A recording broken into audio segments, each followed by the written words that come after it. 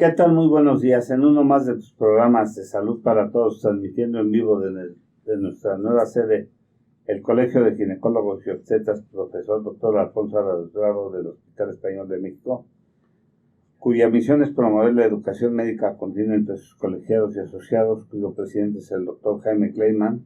Cabe mencionar que es un programa sin fines de lucro. Nos puedes escuchar y seguir en todas las redes sociales como Salud para Todos Radio. Síguenos en Facebook Live, en Twitter, en YouTube, en Instagram, en Spotify y en todas las tiendas digitales. Les habla su amigo el doctor Roberto Canales, quien es médico internista y miembro de la Asociación Americana de Endocrinología Clínica. Les voy a presentar a nuestros co-conductores. El doctor Jaime Kleiman, quien es ginecobstetra y tiene su consultorio aquí en el Hospital Español de México. Muchas gracias, buenos días a todos. El doctor Gabriel Rojas Posero, quien es ginecobstetra y tiene su consultorio también aquí en el Hospital Español de México. Hola, buenos días a todos. A la cumpleañera, a la doctora María Eugenia Ramírez Aguilar, que muchas aparte gracias. de festejar su cumpleaños, Tuve oportunidad de venir y pues aquí estoy. Quien es médico internista y está también en la Clínica de Especialidades Diabéticas del sector salud.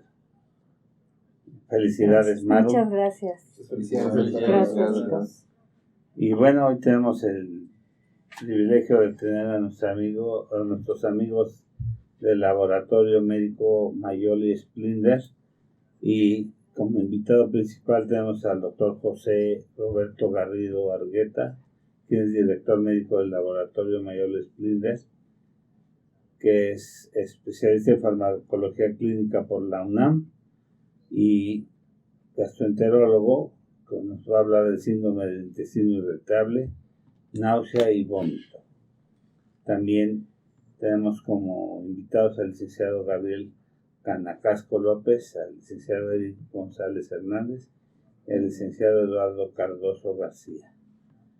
Buenos días. Buenos días. Buenos días. Bueno, pues yo creo que es un tema de bastante relevancia en la consulta diaria y cotidiana. Creo que el síndrome del intestino irritable es uno de los, o del síndrome, la colitis nerviosa, que tienen muchas formas de manifestarse. Es una de las formas de llegar al consultorio diarias de pacientes. Yo creo que todos los médicos que vemos clínica diariamente nos llegan pacientes todos los días que traen trastornos del tracto digestivo y que traen manifestaciones que por una u otra situación traen trastornos en él mismo y que traen manifestaciones clínicas importantes que pueden ser desde leves hasta severas, y que unas de ellas son en el tubo digestivo. Es más común en las mujeres, tengo entendido. Sin embargo, hay unos criterios que se llaman los criterios de Roma. Pero bueno, la palabra es tuya, doctor José Roberto. Gracias, doctor. Pues bueno, primero saludar a nuestro auditorio, darles las gracias por estar con nosotros y compartir este espacio. Y sí, Doc, este es un problema que yo creo que es importante para la salud pública, no solamente en México, sino a nivel mundial. Y pues eso es por eso que tenemos la Fundación Roma desde hace más de 20 años, que nos está dando las pautas para el diagnóstico de este tipo de padecimientos funcionales, y que bueno, ha descrito una serie de padecimientos funcionales no solamente del intestino, sino de todo el tracto gastrointestinal, desde el esófago, estómago, intestino. Pues en esta parte del intestino tenemos el síndrome de intestino irritable, que afecta más en el colon. Y yo digo que es un problema de salud pública importante porque si bien no es una afección cardíaca o una afección de tipo oncológica, es algo que le afecta a muchas personas. Es algo que, como dice, es un problema que llega a la consulta diaria, y no solamente de gastroenterólogos, no solamente de la especialidad como tal o de la subespecialidad, sino desde medicina general de primer contacto, y que produce bajas importantes laborales. Entonces, pues al representar una enfermedad que no es de origen orgánico, que no tiene una causa orgánica como tal, que detectarlo en un inicio se hacía un diagnóstico de descarte. Y esto actualmente pues vemos que por causas del paciente o por un mejor manejo para estos pacientes que puede causar ansiedad, que es hacer un diagnóstico de descarte, por hacer una serie de estudios, por hacer una serie de una batería de diagnóstica, pues lleva al paciente a incrementar su estrés, ¿no? Y este estrés empeora la situación del síndrome de intestino irritable. Entonces, hacer el diagnóstico sería complicado más. Y después complicar al paciente todavía más con un problema de ansiedad o de estrés, de tener que estar yendo al médico constantemente, de que los tratamientos a veces no, si el paciente no tiene el apego o empieza a caer en desconfianza o empieza a caer en ciertas cosas, pues hace más complicado él. Doctor, acabas de mencionar algo muy importante respecto al estrés. Yo creo que ahorita todos, médicos, no médicos, estamos padeciendo de ansiedad, de colitis, de gastritis, de cefaleas, de tanta tensión por lo del COVID. Entonces, no sé, yo creo que a todos nos ha tocado atender a pacientes que tienen problema intestinal, pero al final de cuentas es todo el tubo digestivo. No duermen, tienen ansiedad, tienen distensión, tienen reflujo, se estreñen, tienen diarrea, o sea, dicen, no sé qué tengo, esto yo no lo tenía, pero obviamente hay pacientes que están confinados y pues comentan que ya están muy estresados, otros que perdieron su trabajo, otros que tienen, pues que sus niños ahí en casa, o al esposo, a la esposa. Entonces han sido confinamientos que han causado estrés y pues somatizan. Desde un síndrome de intestino irritable o colitis que a lo mejor ya padecían, y todo encima, o sea, gastritis, no duermen. Entonces hay que manejarlos de una manera muy integral, porque a veces los pacientes ya son diabéticos, ya son hipertensos de por sí, más lo que se está agregando ahorita por el problema, ¿no? Toda la ansiedad que está causando. Y es muy importante esto que comenta, doctora, porque con esto que estamos atravesando ahorita, que no es algo común, no es algo que pase cada año, sí se incrementa mucho el estrés, pero sobre todo estos cambios y estas adaptaciones en el estilo de vida que hemos tenido todos, no solamente los pacientes de síndrome de intestino irritable, sino todo el mundo, de cambiar y de modificar a veces hasta nuestro ciclo circadiano, ¿no? A qué hora nos acostamos a dormir, a qué hora nos levantamos, porque hay mucha gente que ahora está en home office. Y el home office implica a veces a las 3 de la mañana te llega un correo, tienes que contestarlo, ¿no? Porque a lo mejor la oficina está del otro lado del mundo y eso implica generar más estrés, ¿no? Y todo, por más que lo podamos somatizar en otras partes, yo creo que generalmente llega al estómago, ¿no? Como dicen. Entonces, al ser un buen problema de salud pública, que a lo mejor no es un problema, como lo comentaba, grave o de una implicación para la salud que pueda desencadenar o pueda llegar a la muerte, como otros padecimientos graves como las afecciones cardíacas, es algo que le afecta a muchas personas. Y también por el folclore mexicano, la alimentación que tenemos nosotros influye mucho. Y entonces esto, pues, sumado uno, sumado el otro, empieza a tener mucho más impacto a nivel gastrointestinal. Y hacer el diagnóstico de estos pacientes representa un reto para los médicos y para la comunidad médica, no solamente para los gastroenterólogos, porque sabemos que pues, los pacientes normalmente no llegan con un gastroenterólogo.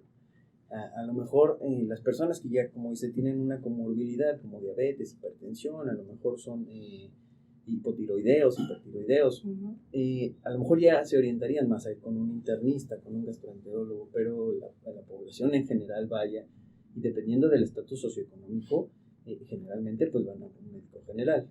Entonces es así como si seguimos teniendo la idea de que este diagnóstico es un diagnóstico de exclusión, vamos a repercutir más en el tratamiento y a lo mejor tendremos que referir al paciente a un segundo nivel de atención. Y yo creo que, dadas las pautas que nos han dado el conocimiento que nos ha compartido la Fundación Roma, podríamos hacer en el consultorio de atención primaria un buen diagnóstico. Y con esto, pues, si el paciente tiene a lo mejor otra comorbilidad, mandarlo a segundo nivel, a lo mejor si se complica con alguna otra afección, si a lo mejor el paciente por propia idiosincrasia fisiológica del mismo empieza a desarrollar a lo mejor un cáncer de colon, a lo mejor ya y nos da signos de alarma, a lo mejor ya lo podríamos pensar en enviar a segundo o tercer nivel. Pero de entrada yo creo que podría hacerse un diagnóstico y un buen manejo del paciente de un síndrome de intestino irritable en el consultorio de medicina general, y es mucho de esto lo que les quiero compartir en este programa. Gabriel. Mira, a los que nos están sintonizando, los invitamos a seguirnos. Estamos tratando el tema síndrome de colon irritable o colitis. Y en un momento más también náusea y vómito. Por favor, compartan, denle like a esa página. Y pues ya están los saludos. Beto Ben Briones lo manda a saludar, doctor Roberto Canales. Gracias. Mi esposa los manda a saludar y te manda Saludos, felicitaciones por tu cumpleaños. Qué linda. Rita Ritz, saludos. Rocío Cota, Rafael Zabaleta, saludos desde Veracruz. Enrique Sánchez Vera, que es nuestro coconductor, que todavía no puede regresar, todavía sigue aislado. Te manda a saludar, Maru. Sí, muchas Y gracias. ya llegó una Enrique. pregunta, doctor Garrido, dice que ¿qué se siente la colitis? ¿Qué cuáles son los síntomas? Pregunta Anabel. Perfecto. ¿Qué? Entonces, podemos poner mi... Sí, mira, ¿la 1 o cuál será? Sí. Por favor. Sí, empecemos por... Pero antes quisiera mencionar algo que es bien importante. Yo creo que parte de esto debe de empezar también con un buen consejo nutrimental, eso porque la alimentación del paciente que llega con un síndrome del intestino irritable llega con trastornos de alimentación o de nutrición bastante deteriorados, ¿no? Estábamos viendo los alimentos FODMAPs que les llamamos. Completamente la mayoría de los pacientes tienen una alimentación completamente diferente a la orientación que debe de tener el paciente que tiene síndrome de intestino irritable. Tiene una orientación nutrimental muy distinta a lo que debe de tener permitido o lo que debe de comer. Así es, doctor. Y esto que nos comenta de los alimentos FODMAP, muchas personas llegan con alimentaciones que son basadas básicamente en este tipo de alimentación, en este tipo de alimentos, y que pues exacerban el síndrome de intestino irritable. Es ahí que el clínico debería de orientar a estos pacientes a, como dice, ¿no?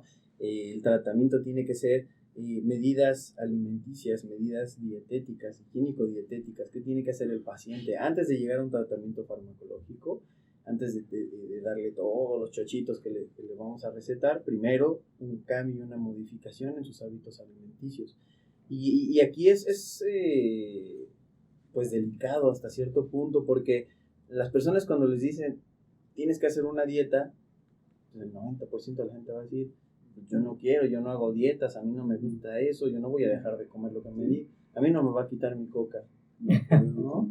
Entonces, Sí, porque sí hablando lo de dicen, Coca-Cola, Así es. Así Y lo también dicen. hacer hincapié en el tabaquismo, ¿no? También, claro. Sobre todo en el síndrome de Crohn y en el CUSI, que son premalignos en gran importancia. El tabaquismo juega un rol importantísimo para la malignidad de este tipo de padecimientos, o sea, la colitis ulcerativa crónica inespecífica y la enteritis regional son factores pivote para enfermedades premalignas o con comportamientos malignos, aunque histológicamente algunas no sean de estirpe celular maligno, su comportamiento es maligno. Así es. Y su mortalidad es altamente maligna. Y yo quiero tomar también un poquito la palabra. Número 1, para darles la bienvenida a su casa. Muchísimas gracias por estar aquí con nosotros. Y hablando un poquito del estrés, yo creo que inclusive se puede hacer un programa especial para el estrés, ¿no? O sea, pero aterrizando algunas cosas, algunos conceptos, el estrés aterriza mucho en los órganos. Hay órganos blancos que le llamamos blanco como tiro al blanco, ¿no? Órganos diana. La piel es uno de ellos que puede hacer que haya vitiligo. El sistema nervioso, la gente se torna irritable, puede tener insomnio. Ese insomnio a su vez puede hacer que baje el sistema inmunitario, que bajen las defensas y por lo tanto que esté más expuesto tanto a enfermedades como a padecimientos oncológicos, llámese cáncer.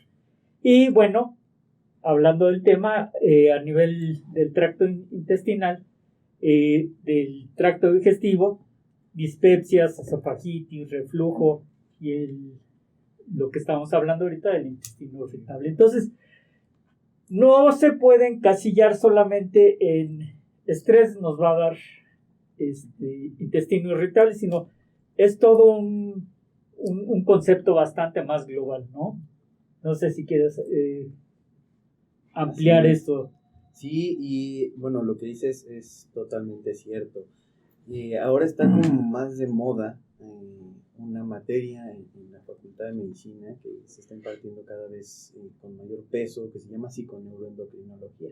Y es lo que dice. Antes pensábamos que teníamos una separación entre lo que uno pensaba, en las ideas que uno tenía a diario, y los padecimientos que uno podía tener. Pues yo no puedo controlar a lo mejor qué tan rápido quiero que lata mi corazón solo con pensarlo, ¿no? Qué tan rápido quiero que vaya mi intestino. Psiconeuroendocrino también. Psiconeuroendocrinología. Y es así que vamos teniendo cada vez más cómo es que la mente influye en procesos fisiológicos que pensábamos que no tenían, ¿no? En procesos inmunes, ¿no? Que pensábamos que no había una implicación. La mente es poderosísima. Entonces, así es como llegamos al entendimiento de que parte de de las causas que atienden al síndrome de intestino irritable, pues es de origen psicógeno. Entonces, con esto, y teniéndolo como punto clave para el diagnóstico, pues tendremos también un tratamiento integral del paciente en cuanto a las causas psicológicas, ¿no? A lo mejor no vamos a mandar a todos los pacientes al psicólogo, al psiquiatra, etcétera, pero bueno, finalmente sí, el tratamiento tiene que ir orientado en disminuir la ansiedad del paciente. Y doctores, ustedes no me van a dejar mentir, ¿cuál es la primera causa de consulta en los pacientes? Generalmente es el dolor, ¿no? Si algo no duele, normalmente no le hacemos caso, ¿no? Bueno, uno como médico sabe que hay cosas que aunque no duelan, hay que ir a consulta, ¿no? Hay que hacernos un check-up. Es eso lo que siempre le queremos transmitir a nuestros pacientes en los consultorios, de no se espere hasta que le duela o hasta que el dolor ya sea insoportable. Tienen que hacerse check-ups cada año. Y esto repercute mucho en el sistema digestivo. Entonces, si nosotros consideramos que el dolor es la primera causa de consulta, y este es un trastorno funcional, que su causa principal, bueno, el primer síntoma, el síntoma cardinal es el dolor abdominal, y como lo comentaba el doctor, puede ser desde leve hasta insoportable, ¿no? Moderado, severo. Es así como digo, cada uno tiene su interpretación del dolor, ¿no? Sí es más común en las mujeres, y comúnmente las mujeres tienen un umbral del dolor más alto que los hombres. Entonces, se esperan más tiempo para ir a consulta, ¿no? Los hombres somos más chillones y ya por un dolor de estómago ya nos estamos despidiendo y haciendo el testamento, pero así es. Es por eso que hay que hacer un poco más de conciencia social, de compartir esta información con nuestros pacientes, con el público en general, con los médicos que a lo mejor pueden ser de primer contacto, que a lo mejor están terminando sus estudios de medicina general, que van a llegar a la práctica clínica y que tienen que tener muy en cuenta estos criterios o los criterios diagnósticos de Roma 4 para llegar a un diagnóstico preciso de síndrome de intestino irritable y evitar que estos pacientes, más que caigan en complicaciones per se, porque no atiende una causa orgánica, que puedan empeorar el dolor, pueda aumentar el dolor, y que estos pacientes pues pierdan credibilidad del diagnóstico del tratamiento que el médico está llevando y ganen ansiedad y vayan saltando a lo mejor a veces de diagnóstico en diagnóstico en diagnóstico, de médico en médico, y que ninguno, ya por falta también de credibilidad del propio paciente, que de repente pues se pone escudos por todos lados, dificulte más que incluso ya el especialista pueda hacer un tratamiento, pueda llevar un tratamiento eficaz y un tratamiento asertivo para estos pacientes. Entonces, lo que les quiero compartir el día de hoy, sobre todo, es generar esta conciencia en los pacientes, en que nosotros tenemos una herramienta, tenemos herramientas a la mano que nos van a ayudar a diagnosticar de acuerdo a lo que nos dicen los criterios de Roma 4 estos pacientes, que vamos a llevar un mejor manejo de estos pacientes, vamos a tratar de evitar lo más que se pueda, dependiendo, pues claro, de la idiosincrasia de cada paciente, la ansiedad, y que, pues bueno, en el momento en el que tengamos que derivar a segundo o tercer nivel de la atención, sabremos cuándo, cómo y por qué hacerlo. Entonces, empezando por un poquito el padecimiento, pues es un padecimiento funcional. ¿Qué quiere decir que sea funcional? En el caso de las personas que nos están viendo y que no tengan como conceptos médicos, un trastorno funcional es algo que no tiene una causa orgánica. Lo que quiere decir no orgánico, quiere decir que no va a tener una causa aparente. Nosotros diagnosticamos basados en síntomas, ¿sí? Y hacemos una historia clínica, signos, síntomas. Después de la exploración física, nosotros medimos parámetros, ¿no? La temperatura, los signos vitales, etc. Entonces, si algo está alterado ahí, y en el cuerpo nosotros estamos viéndolo, por ejemplo, como dice el doctor en dermatología, que estamos viendo ronchitas, pues es algo que se puede observar a simple vista y que la piel está cambiando su forma. Pero finalmente es mucho más complicado en una causa que no tenga, en una causa no orgánica, cuando nosotros a lo mejor una gastritis o un síndrome de intestino irritable, hacemos una endoscopía y tratamos de obtener algo para que sea un diagnóstico histológico, para que el patólogo nos obtenga un diagnóstico y hacemos otra serie de estudios y todo sale normal.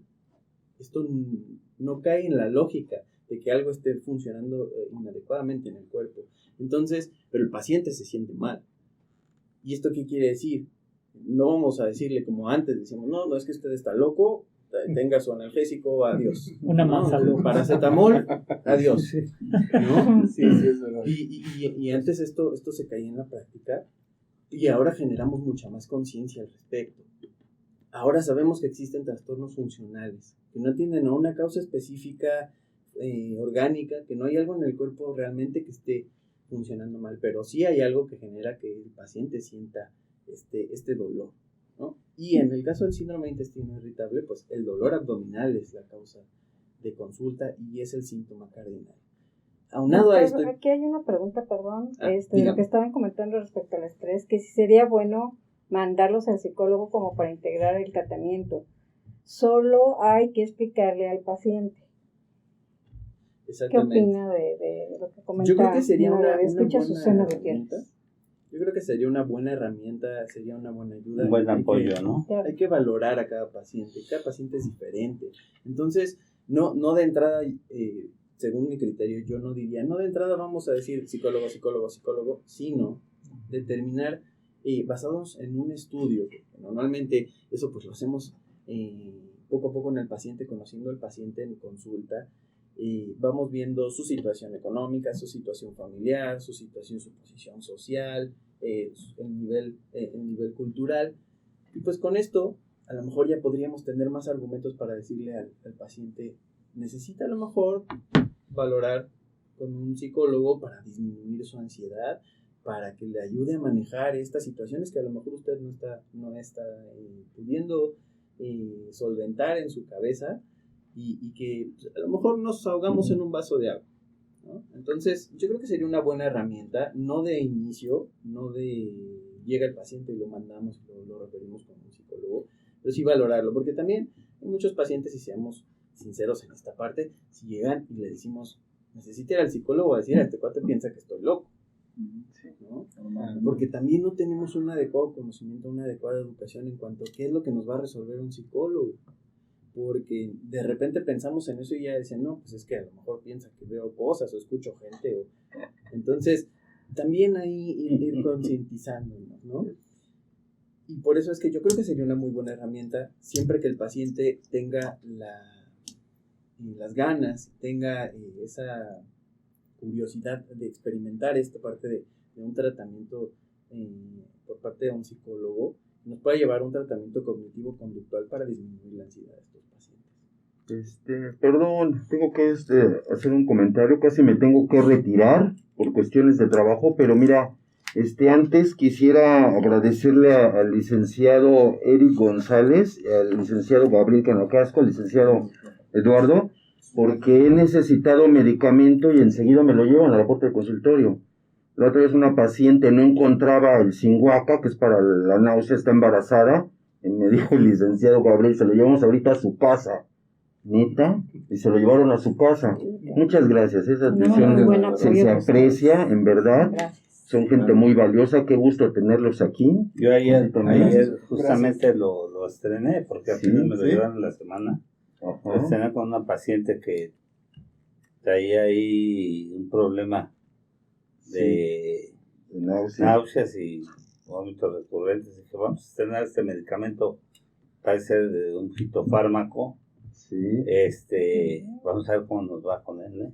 Claro que sí, cómo nos va a ir. Muy bien. Muy bien. Muy bien posicionado en las farmacias y todo. ¿Las embarazadas? ¿No? Así es. Eso les va a ayudar muchísimo. Y ahora sí, muy bien, pues muchas gracias, me retiro. Felicidades, Maru. Gracias, Gabriel. Gracias, doctor. Que no sea la última vez. El pastel, ¿no? Sí, el pastel ahorita. Quizá para algunos meses hablar de estreñimiento y diarrea. Contrarios que a veces lo tiene la misma paciente. Que al hay mismo veces tiempo. que está muy ligado con el síndrome del intestino irritable, claro. Sí. porque la mujer es muy común que tenga un intestino grande, que se llama el dolicocolon. Porque el megacolon es cuando está Ajá. Oye, pues muchas gracias. No se olviden seguirnos en nuestras redes sociales. Ya saben, Salud para Todos Radio, todas con mayúscula, Instagram, Spotify, YouTube y por supuesto Twitter. Gracias. Está bien. Muchas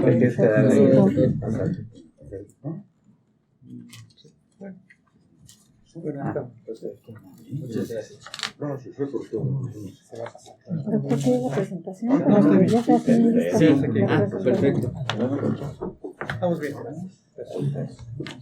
Pues después de la salida triunfal del doctor La Gabriel salida festiva. Salida triunfal, ahora sí. Pues estamos llegando a la media de audiencia. Les invitamos a todas las gentes que nos están escuchando que compartan para que sigamos levantando el rating de audiencia. Aquí nos hacen un comentario. Buenos días, he atendido pacientes de Joan Ramírez, es un colega con buenos resultados al indicar inhibidores de la captura de la serotonina, dieta y psicoterapia. Sí, está indicado también usar antidepresivos de este tipo con inhibidores de la recaptura de serotonina. Se usa mucho serotonina y otros, sertralina y algún otro inhibidor de la recaptura de la serotonina. La dieta, hablábamos de la dieta, que yo creo uno de los principales. Yo creo que un tratamiento sin dieta, sin un manejo nutrimental o sin un manejo nutricional no sirve. Definitivo. Si el paciente no modifica sus hábitos alimentarios, no sirve de nada. No sé si estés de acuerdo o no estés de acuerdo. Totalmente de acuerdo. Porque el paciente, acaba de ver una paciente que trae trastornos, que la operaron de la vesícula. Y el paciente que la operaron de la vesícula cree que porque ya la operaron de la vesícula puede comer mole y puede comer barbacoa, puede comer... No, mire, el hecho que le hayan quitado las piedras y que le hayan quitado la vesícula quiere decir que ahora su bilis drena directamente al intestino, pero eso no quiere decir que usted puede darse los atracones de su vida de una manera indiscriminada. Cada que usted coma grasas en excedente va a tener muchos malestares. debe de moderarse, o sea, debe de comer bajo en grasas y todo eso, porque cada vez que usted se exceda en alimentos con grasas irritantes, va a tener dolor. Independientemente de que le hayan operado. Que usted respondía a los que llamamos colecistoquinéticos, al huevo, al aguacate, a la leche, a las grasas, al chicharrón, todo eso, era muy diferente. Pero ahora, si usted se excede en alimentos con grasas o con irritantes o que estén demasiado condimentados, eso va a tener dolor. O sea, hay que concientizar a los pacientes que el hecho de que hayan tenido un evento quirúrgico donde se hayan quitado las piedras o que les hayan hecho una colestectomía por litiasis vesicular, no las liberaron de tener una buena digestión, a un buen proceso digestivo libre de todos los problemas de buenos hábitos nutrimentales. Por eso se insiste y se debe de insistir que un paciente con este tipo de problemas, si no tiene una buena cultura nutrimental, de nada sirve el tratamiento, por bueno que sea. Claro. Y por bueno que sea el laboratorio, no les va a servir de nada. Va a tirar su dinero a la basura. Porque ayer me decía un abogado que tiene muy buenas posibilidades económicas, es que cuesta muy caro X medicamento. Pues dije, es tu salud, pero estás tirando tu dinero a la basura mientras no te disciplines en tu alimentación. Sigue entrando a las carnitas, sigue entrando a la barbacoa. Es que me comí nada más 2 gotitas de chicharrón. Pues mientras te las vuelvas a comer, te va a volver a doler y vas a seguir con todos tus trastornos digestivos. Claro. Yo quiero complementar tu comentario. Yo creo que, aunque yo soy ginecólogo, pues mi consulta no va directamente a los genitales de la paciente. O sea, obviamente tengo que hacer una buena historia clínica y una exploración física. Y la exploración física que yo hago como ginecólogo no se limita nada más a los genitales. Empieza desde arriba hasta abajo. Y curiosamente, o sea, no sé cuántos ginecólogos le abran la boca a las pacientes, pero yo creo que es muy importante porque la boca de la gente nos dice muchísimo de quién es la paciente. Uh-huh. Y complementando lo que acabas de decir, o sea, nuestra misión en el programa es educar a la gente, educar también inclusive a los médicos, y esta participación que tenemos que darle a la gente es desde la boca, por ejemplo. O sea, tener un buen aseo bucal, ir al dentista. ¿Cuántas veces no nos encontramos pacientes que les faltan piezas dentarias? Y de ahí empiezan muchísimos problemas. No mastican bien, llega el alimento no digerido. Entonces de ahí viene toda una cascada de cosas que finalmente pues queremos resolver con chochos. Queremos resolver con pastillas, queremos resolver con amuletos inclusive. Y no, la cosa va desde arriba. O sea, si nosotros vamos al dentista, por lo menos una vez al año, tenemos buenos hábitos desde arriba. Y lo que acabas de decir es muy importante. Hábitos higiénico-dietéticos. ¿Sí? Yo creo que es fundamental. Hola, ¿qué tal?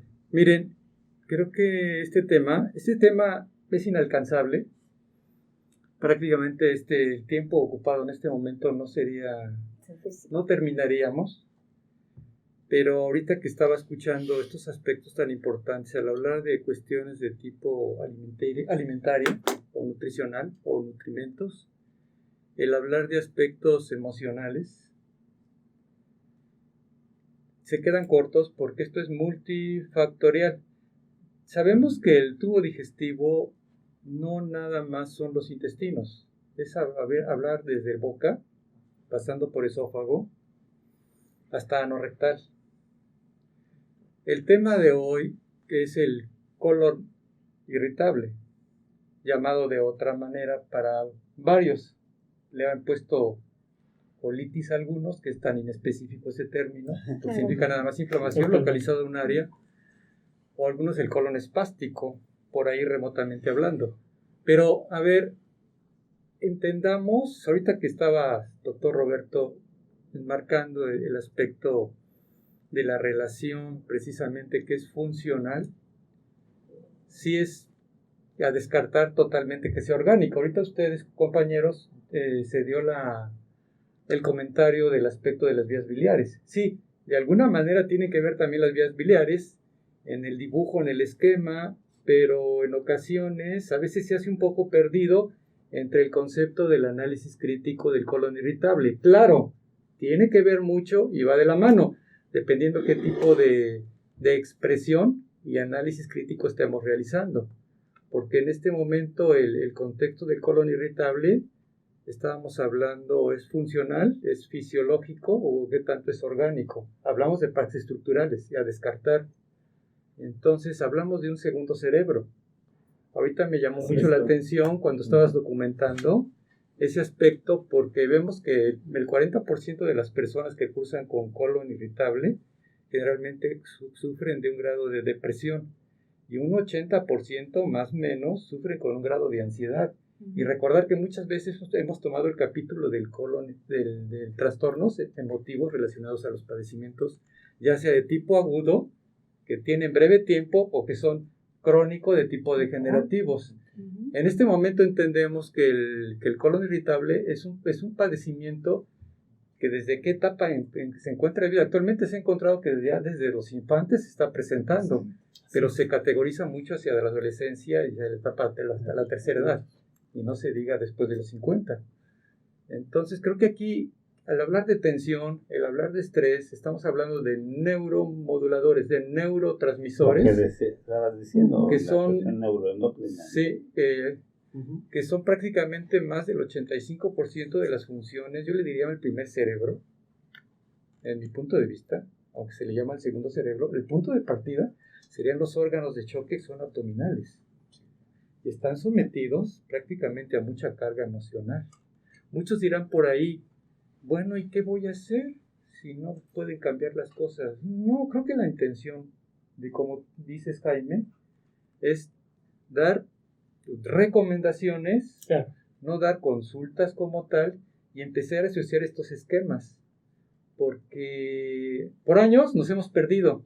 Entonces ahorita se habla del aspecto de tipo funcional, pero ya empieza a interaccionar con otros nombres un poquito más dinámicos para entender estos conceptos. ¿O qué nos dices al respecto, doctor Roberto? Estoy totalmente de acuerdo, doctor, y hay que crear mucha conciencia en los pacientes, sobre todo porque es un padecimiento que, si no tiene una causa específica o una causa orgánica como tal, se puede confundir, se puede malinterpretar, y para mucho de lo que nos ayudan los lineamientos que ha establecido la Fundación Roma para el diagnóstico de esto es la asociación de estos otros trastornos con un síndrome de intestino irritable. Cuándo decir sí es, cuándo decir no es, y que nosotros en la consulta, pues ante un padecimiento gastrointestinal que el síntoma cardinal es el dolor abdominal, pues tendríamos que luego prender el foco para ya evitar el diagnóstico de descarte, ¿no?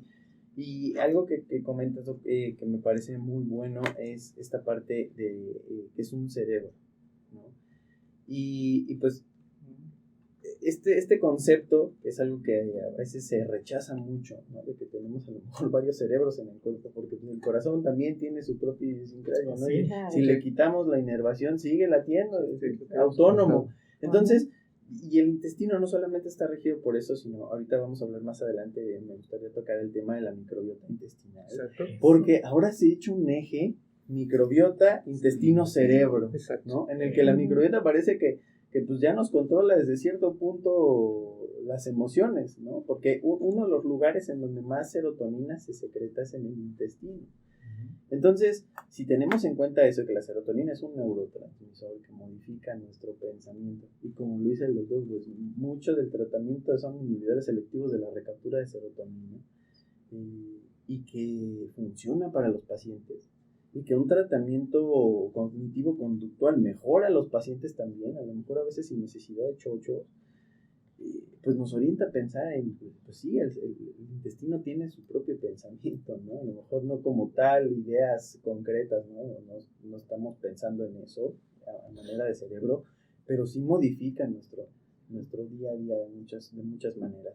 Entonces es así como, retomando lo que dije al principio de la plática, es un problema de salud pública que sí tenemos que atender como una causa primaria, que a lo mejor no representa una mortalidad puntual, una mortalidad alta, pero que sí es una de las causas que a lo mejor otras comorbilidades que sí tienen una mortalidad alta, y puede verse mucho más afectada esta otra comorbilidad gracias al síndrome del intestino irritable.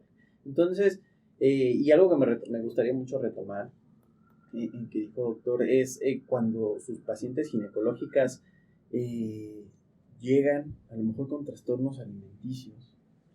Y estos trastornos alimenticios que pueden provocar a lo mejor una disminución en las defensas, en el sistema inmunitario, y esto evidentemente va a impactar en su tratamiento ginecológico. Si están embarazadas, y evidentemente esto a lo mejor una desnutrición, o a lo mejor un cambio en los parámetros que estos pacientes tienen, no solo nutrimentales, sino de la propia comorbilidad que a lo mejor tienen, o a lo mejor una edad prematura, una edad temprana para un embarazo, le pueden modificar mucho los factores diagnóstico y de tratamiento. Porque ahorita que están comentando el término, puede ser un problema de tipo ginecológico que se exacerba con un cuadro de este tipo, ¿no? Sí, claro, una endometriosis que puede estar semejando o cada que van a menstruar. En la experiencia de ustedes, de ginecología. Y justo que con el síndrome comparte, ¿no? intestino irritable se puede exacerbar mucho el síndrome premenstrual, porque el dolor abdominal del síndrome premenstrual más el dolor abdominal del síndrome intestino irritable, pues ¡pum! Sí, se puede juntar, claro. Sí. Doctor, hay una pregunta. Soy diabética y cada vez que voy al médico, al Seguro Social, me dicen que tengo colitis, pero mi dolor es principalmente como calambres.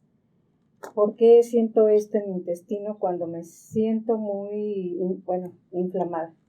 No inflada, pero inflamada. Sí, la distensión abdominal, que es lo que nosotros llamamos inflamación, o que nos sentimos como globo inflado, es parte del síndrome de intestino irritable. El síndrome de intestino irritable no solamente como el síntoma cardinal es dolor abdominal, pero hay otros trastornos que se agregan, o otros cambios, modificaciones fisiológicas que se agregan a esto para hacer el diagnóstico certero. Entonces así tenemos un cambio en la frecuencia, en las deposiciones, en cuanto vamos al baño, y una consistencia también. Si el dolor mejora con las deposiciones, mejora con el ir al baño, entonces nos vamos a orientar cada vez más a un síndrome de intestino irritable. Y en este caso, si va al médico del Seguro Social, le hacen el diagnóstico de colitis, tendríamos que ver pues mucho más de la historia clínica de la paciente, si tiene otras comorbilidades, su estado emocional y las características del dolor, ¿no? Porque, no sé si tengamos mi la presentación. Hay que recordar que el paciente diabético, sobre todo la metformina, hay trastornos digestivos y de distensión, y que el paciente diabético hace una polineuropatía diabética y que trae trastornos sobre todo digestivo muy importantes y gastroparesis importantes, y que comparte el esquema de neuropatía. Exactamente. Que muchas de las manifestaciones en el paciente diabético son a nivel del tubo digestivo.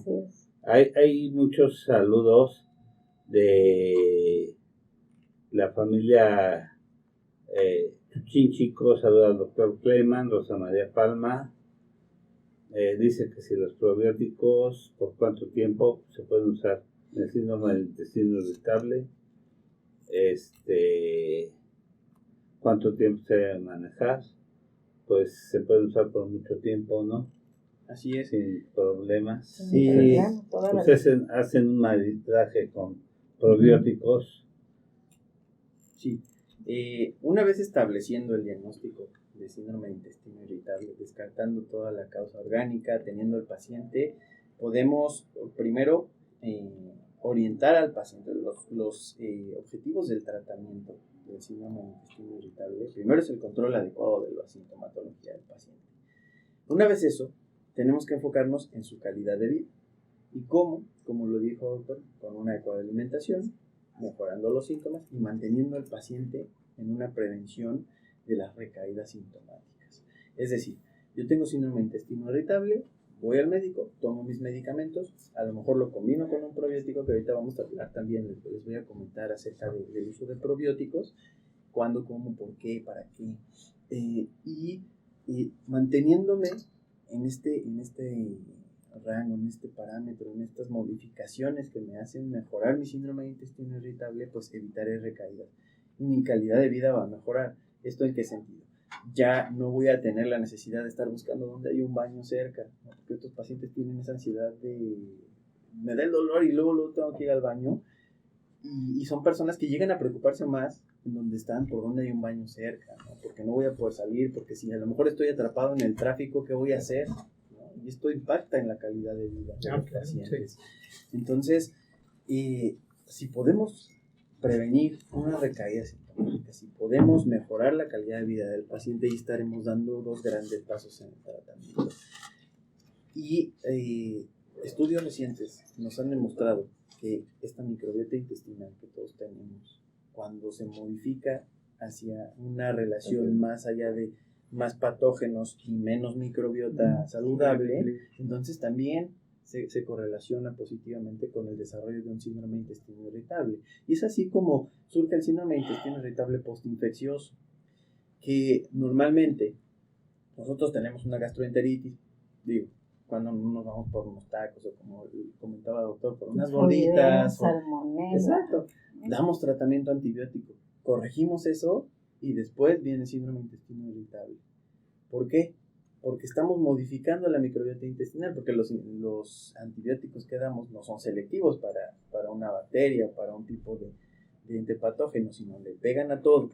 Entonces es así como más población se está volviendo intolerante a la lactosa, ¿no? Porque de esos lactobacilos que tenemos en el intestino que nos ayudan a digerir esta parte de consumo de leche, y ahora que pues, de repente en un tiempo se hizo muy común el uso de antibióticos sin receta, y cualquiera tenía, y si yo tengo aquí, y de repente tomaban 2 días uno, claro. 2 días otro, 2 días ampicilina, no me hizo nada, otro, no, voy por otra más, y de repente llegamos a los consultorios ahora exigiendo tratamientos antibióticos de a lo mejor de tercera Por ejemplo, línea. la amoxicilina con ácido clavulánico, que tiene una indicación muy específica, tarda la microbiota en recuperarse hasta 6 meses. 6 meses. Exactamente. Y la gente, bueno, en X farmacias la recetan, pero indiscriminadamente, ¿no? Nos llegan los pacientes sin flora, sin microbiota. Y no les indican con alimento, por lo menos para evitar. Y es que una de las indicaciones de estos medicamentos es que se tomen con alimentos. Y ahora, por ejemplo, lo están indicando para pacientes con COVID que no tienen ninguna indicación clínica para ello. Entonces, cuidado. Si van a recibir protocolos de COVID, este no es un medicamento para el COVID. Exacto. Bueno, nada más unos saludos rápidos a la familia Betancourt, a Lupita Gareda, a toda la familia Betancourt, Charlie Luca Bárcenas, desde la República de Cuautitlán, dice Verónica Romero, Azucena Gutiérrez, Rosa María Palma, a mi sobrina Belia Arneros desde hasta Ciudad Juárez, Eli Romero, bueno, hay muchas gentes que están viéndonos desde Armando Valencia Romero, José Luis Álvarez, La doctora Vela también, pero no sé si está en Lidia Francia Araceli ahorita, Andrade Muñoz, Ujú. Lidia Mimi Sanz desde el Estado de México, Gremly Cruz, que ha estado aquí con nosotros, la tanatóloga y psicóloga, Israel Pineda, Joan Ramírez, Rosa María Palma, Benito Cervantes desde Guadalajara, Sergio Eric, Armando Valencia, hay muchas gentes, muchos saludos. Y curiosamente es un tema tan interesante, el romano, y Sai nos está mandando también, pero pues sí, y tienes algunas diapositivas, ¿verdad, doctor? Sí. ¿Se las tendrán antes o puedo comentar algo? Adelante. ¿Sí? Curioso, Sí. fíjese, empieza a hablar el doctor Fernando y el rating brum, se empieza a ir Sí, para arriba, Miren, ahorita haciendo el análisis un poquito más crítico, recordar que cada paciente es muy personalizado, es muy individual, no todos los seres humanos somos iguales, tenemos variabilidad biológica independientemente de la genética y no todo es exento, está exento tampoco de la genética. Nos podríamos meter en conceptos más enredados, pero bueno, no vamos a hablar de genética, pero hablando ahorita prácticamente de la genética intestinal y hablando de la microbiota o el FIMP o el bioma, que es la masa fuerte, el peso, el conjunto de bacterias. Hay bacterias putrefactas generalmente a razón de una parte del intestino grueso y hay otras flora o biota no totalmente putrefacta. Entonces debe haber una imbalance, debe haber una simbiosis. Entonces estamos viendo últimamente que estos conceptos precisamente del colon irritable que antes no tenían un tanto explicación, se está encontrando de una manera ese hilo negro. ¿Por qué? Porque actualmente sabemos que existe alimentación prebiótica y existen fármacos probióticos que son específicos. Se habla actualmente de cepas, pero también se habla de unidades formadoras de colonia. O sea, ¿qué es más importante actualmente en ese avance de la microbiota?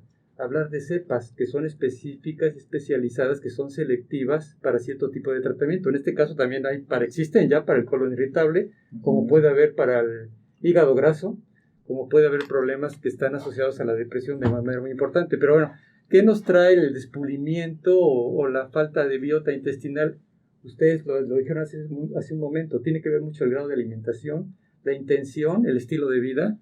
Entonces estamos tomando ahorita alimentos de tipo sintético, le diríamos así, muy modificados, procesados molecularmente. Tuvimos un programa hace un tiempo de alimentos funcionales, lo recordarán, en donde se analizó este concepto. Entonces, hay tanto edulcorante, tanto colorante artificial, tanto espesante, tanto que simula ser un alimento que prácticamente más del 80% de los productos que venden en tiendas comerciales no cumplen el criterio, como lo había dicho la comunidad española en la investigación. Entonces, nos queda muy poco y está erradicando nuestra flora intestinal. Entonces, la falta de alimento prebiótico, una buena alimentación sana y balanceada desde un inicio de la vida, en cuanto a lo que estamos hablando en este caso de todas las fibras que vienen de las verduras, ¿sí? Etcétera. Son bien importantes porque es la que les van a dar de comer a esta biota intestinal. Entonces, si modificamos totalmente nuestra biota intestinal desde antaño, desde que somos pequeños, va a ser la consecuencia. Vamos a tener inmediatamente comportamientos de este tipo de colon irritable. Entonces, ¿cuál es la parte de la resolución? Entender que insistir, como lo dijeron ustedes hace un momento, la alimentación es importante, sobre todo desde la niñez. A razón de esa biota que no cambie para que no exista todo ese tipo de sintomatología que se agrega en el colon irritable, que ahorita tú vas a desarrollar el tema, doctor Roberto. Así es. Y esto es muy importante lo que comenta el doctor, porque los niños se ven más afectados. ¿Por qué? Porque pues, los alimentos procesados cada vez, antes era más como para adultos, ¿no? O sea, los niños les daban cosas más naturales, menos procesadas, pero ahora la alimentación de los niños ya ha cambiado muchísimo. ¿no? Ya así como la mayor parte de las mamás no le quieren dar pecho, pues fórmula, ¿no? No le queremos dar alimentos naturales, pues ya hay el Gerber. Y así, o sea, no porque sean malos, sino porque cada vez más nos estamos volviendo más pragmáticos en este tema de la alimentación, de lo rápido, bonito y barato, ¿no? Y a veces no es lo ideal. Entonces... Ellos también padecen de No, gastritis. y ¿saben qué es lo peor Sí. también? Al cambiar la alimentación que estamos haciendo actualmente, tenemos una depresión inmunológica de tipo importante. Por eso me pareció en el COVID ahorita, Roberto, que estabas, perdón, la señal, que estabas mencionando, Roberto, no se deben de usar. Sí, realmente no tiene una indicación precisa ahorita para el COVID, pero hay que entender que si sabemos indicarlo, para ayudar a que esa biota intestinal recupere, para poder activar también ese tipo de... No lo vamos a activar la inmunidad a corto plazo, ni va a ser a largo plazo. ¿Cuántos meses se lleva simplemente por estar tomando medicamentos antibióticos en recuperar una biota? Es que un paciente Entonces, también no es la clave que tampoco. fue a un centro de salud Pero no y es le la hicieron regla. la prueba COVID, salió positivo y le Sí, mandaron no. penicilina. No, para nada. Ok. Nada, no tiene nada que ver. Entonces, hay que saber O sea, de lo que dices- estamos hablando. O sea, ¿Y en dónde estamos parados? echar ¿Dónde una estamos bomba posicionados? atómica en un lugar sin población. Sí, lo va a Más primar. para Claro. dañar. Más para Así es. dañar el ambiente. Lo va a Entonces- deteriorar más. Hay también otras.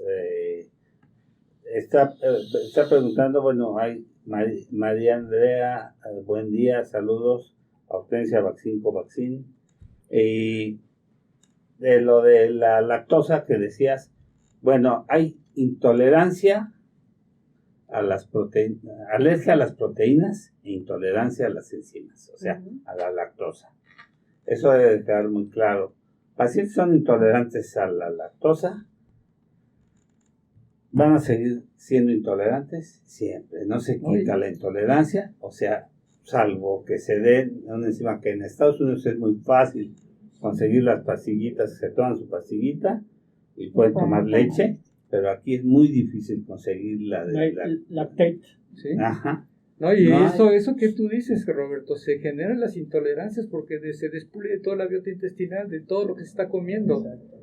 Eso lo tenemos que considerar también, intolerancias. Y Allá tú vas a cualquier tienda o farmacia y te venden los frascos con 1000 pastillas o 500 pastillas sin necesidad de receta de la enzima que inhibe la lactasa. Lactasa. La lactasa, aquí te anuncian que sí hay, pero no hay. Exacto. Te tomas tu pastilla y puedes tomar leche sin ningún problema. Aquí no hay. ¿Por qué? ¿Quién sabe? Porque la industria lechera es una gran industria aquí muy poderosa. Entonces no les conviene. Esa es Que ya es una muy idea fácil. para que los Que ya laboratorios es muy Mayoli fácil. empiecen Mayoli a producir. hagan una Exacto. enzima La- que la degrade lactasa. la Es lactasa, que ¿no? yo creo agregar esa es opinión de una manera muy personal. Cuando empezó el boom de la leche deslactosada, por ahí anteriormente se decía que la leche era muy dañina. Entonces, por ahí, utilizando la mercadotecnia, quiero hablarlo de esta manera, entonces se intensificó la utilización de leches deslactosadas. De esta manera no te va a hacer daño y la puedes tomar. Entonces, ¿qué sucedió? Al momento en que muchas personas realmente tomaban leche y decían que era muy dañina y que uno solamente vivían de leche, ¿qué sucedió? La dejaron de tomar. Y al dejar de tomar la leche, ¿qué es lo que sucede? Empiezas a carecer de enzimas. Y sobre todo, si careces de una alimentación sana, vas a generar síndromes de mala absorción. Entonces vas a depender realmente de esa pastilla, la lactasa, para desdoblar. Pero lo que hay que entender, hay que recuperar la biota intestinal, que es lo más importante. Pues finalmente estamos tratando de tapar el sol con un dedo. Y no lo vamos a Y hacer. es que los únicos mamíferos que seguimos tomando leche después de la lactancia somos los humanos. Sí. Exacto. Sí. ¿Eh? Me acabas de quitar la Que tampoco es necesario. El hombre es el único mamífero. Sí, o sea, no es necesario toma ni leche indispensable, pero, por ejemplo, hay pacientes, yo en la historia tuve una paciente que prácticamente tuvo un cáncer de gástrico, y en antaño terminaron por hacer una resección total y se quedó solamente con un esófago y un estómago y una pequeña parte de tubo digestivo. Vivía de pura leche. tú dices, pero era leche que no estaba deslactosada, era leche entera. Tú dices, ¿qué sucedió con este paciente cuando ya estaba totalmente despulido, deteriorado? Bueno, son casos excepcionales. Y hay pacientes que quieren vivir de pura leche y vivió durante bastantes años. Es más, cuidó a su esposo, falleció 20 años en la cama de un evento vascular cerebral. Tenerlo en la cama y ella lo cuidaba, y era súper delgada la señora. Entonces, son situaciones excepcionales, pero bueno, son adaptativas. Pero aquí en este caso, creo que el tema, todos nos estamos llevando a algo muy importante, biota intestinal, que va en relación con actividad inmunológica, va en relación con intolerancias. Quiero agregar ahí otras enfermedades no asociadas relativamente, la enfermedad celíaca, el mismo cáncer de colon que se está incrementando, las enfermedades neurológicas, las enfermedades de piel. Entonces, multifactorial y multisistémico. Entonces, creo que nos estamos llevando a algo muy importante, dejar ese concepto, alimentación sana, estilo de vida. Y es por eso ¿Cómo que... se puede recuperar esa biota? Sí, pues la microbiota se puede recuperar solamente con suplementos de microbiota, con probióticos. Con probióticos. Y ahora... Y ahora, a lo que voy de querer tapar el sol con un dedo, con estas tabletas de lactasa, es que justamente muchas personas, de repente, he visto ahora que dicen, no, es que yo soy intolerante a la lactosa, yo soy intolerante a la lactosa, y como dice el doctor, si eres intolerante a la lactosa, es desde siempre, ¿no? Y es que no, es que de un tiempo para acá yo no puedo tomar leche. ¿Por qué? Porque de repente tomábamos un antibiótico y no me hizo, voy por otro. Y en menos de 6 meses ya tienes a lo mejor 3 o 4 tratamientos antibióticos que ya barrieron con tu microbiota intestinal. Y a lo mejor podríamos ser felices tomando lactasa y tomando nuestra leche, café con leche y así. Pero estamos dejando de lado toda la implicación que tiene una disbiosis intestinal. Estamos dejando de lado que no solamente nos sirve para producir lactasa y que nos ayuden a digerir bien la leche, sino, como dice el doctor, tiene otras implicaciones, a lo mejor hasta a nivel oncológico, porque se ha visto que una disbiosis intestinal prolongada sí tiene una relación causal con el cáncer de colon. Las bacterias putrefactas y arrasas con todo lo que lo va a hacer esa simbiosis. Porque todas las bacterias producen por eso es sustancias. Que cuando la recomendación a aquellos que coman carne, bastante vegetal, alimento prebiótico para darle de comer a tus bacterias intestinales, porque si no les das de comer, las pierdes.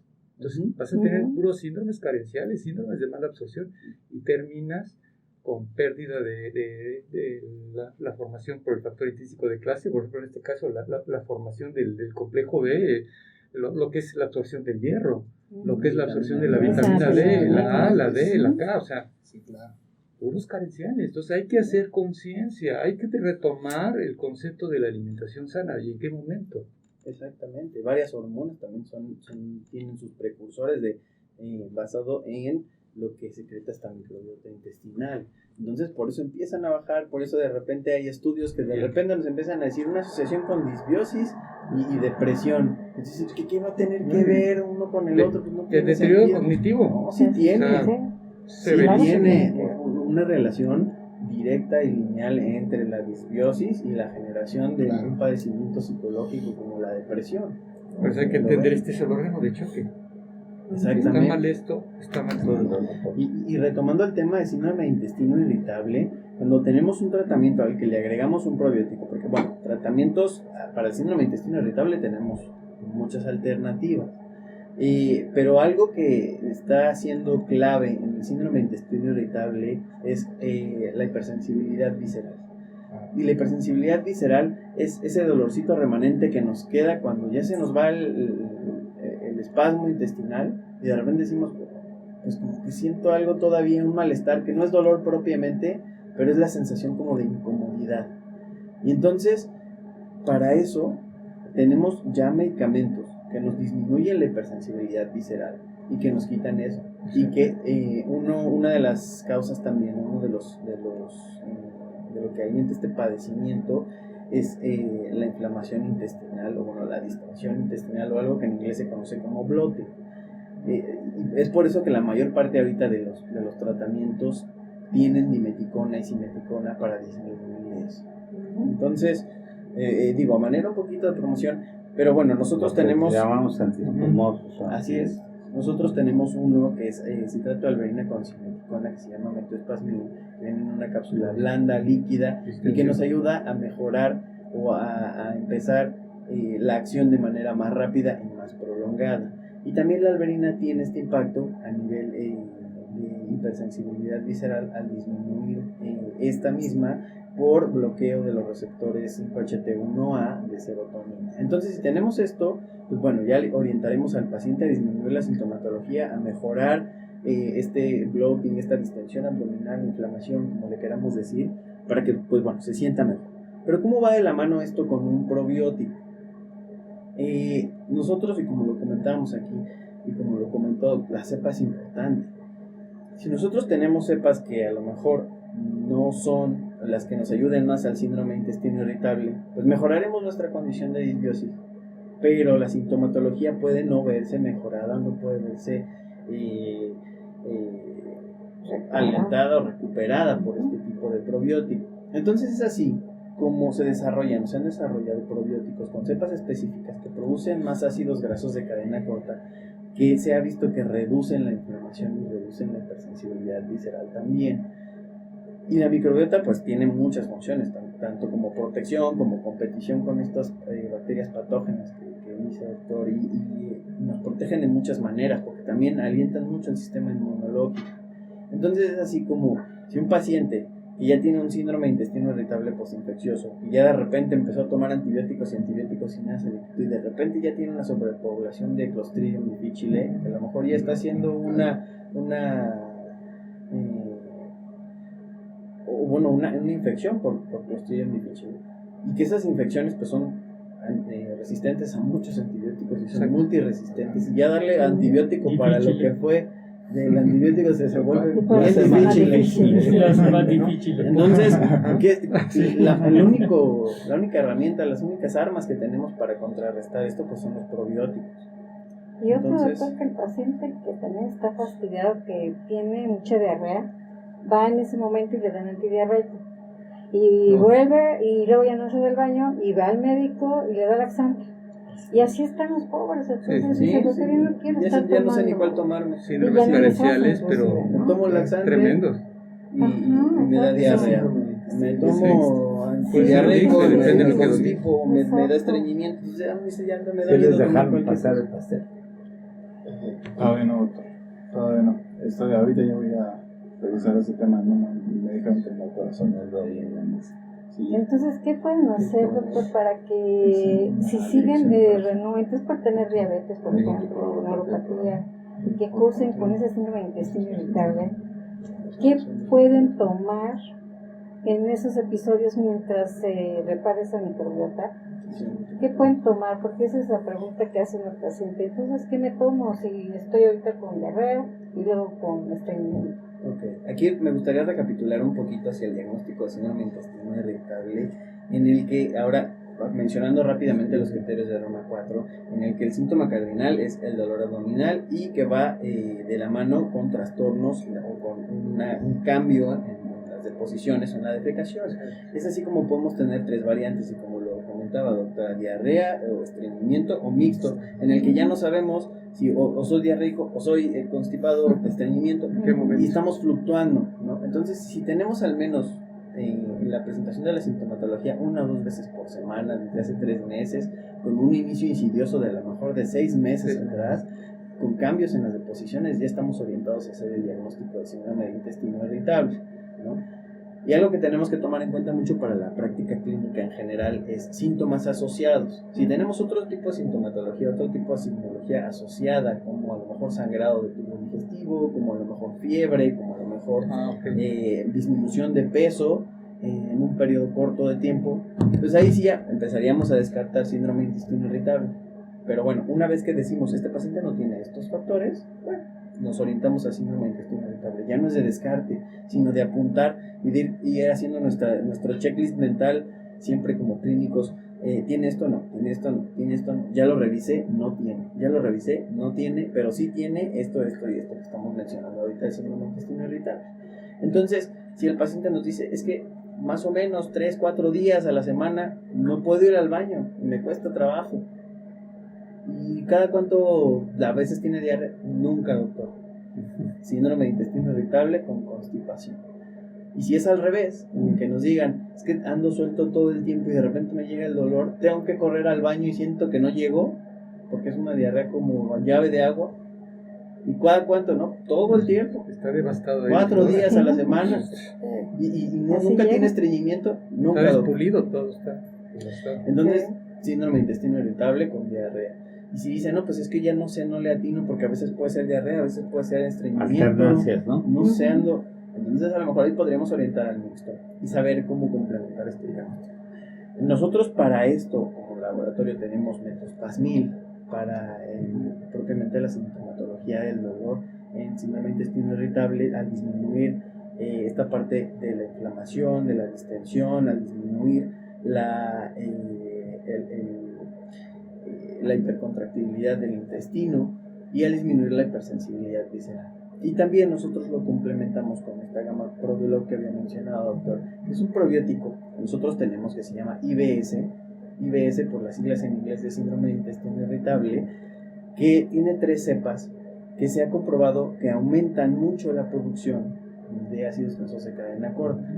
Entonces, tomado así por 8 semanas, junto con el tratamiento de síndrome de intestino irritable, sea cual sea el que el médico que le esté llevando el tratamiento elija, se ha visto que mejora tanto la calidad de vida de los pacientes como el hecho de que el paciente tenga una recaída en su síndrome de intestino irritable. Entonces podemos llevar a un paciente por mucho tiempo y a lo mejor hasta suspender en algún momento el tratamiento farmacológico y quedarnos solamente con el probiótico, que sabemos que hay probióticos que son medicamentos, pero bueno, la mayor parte de los probióticos los manejamos como suplementos alimenticios, y manejarle al paciente que este suplemento no es un medicamento, no es un chocho, no es un fármaco, es parte de su alimentación.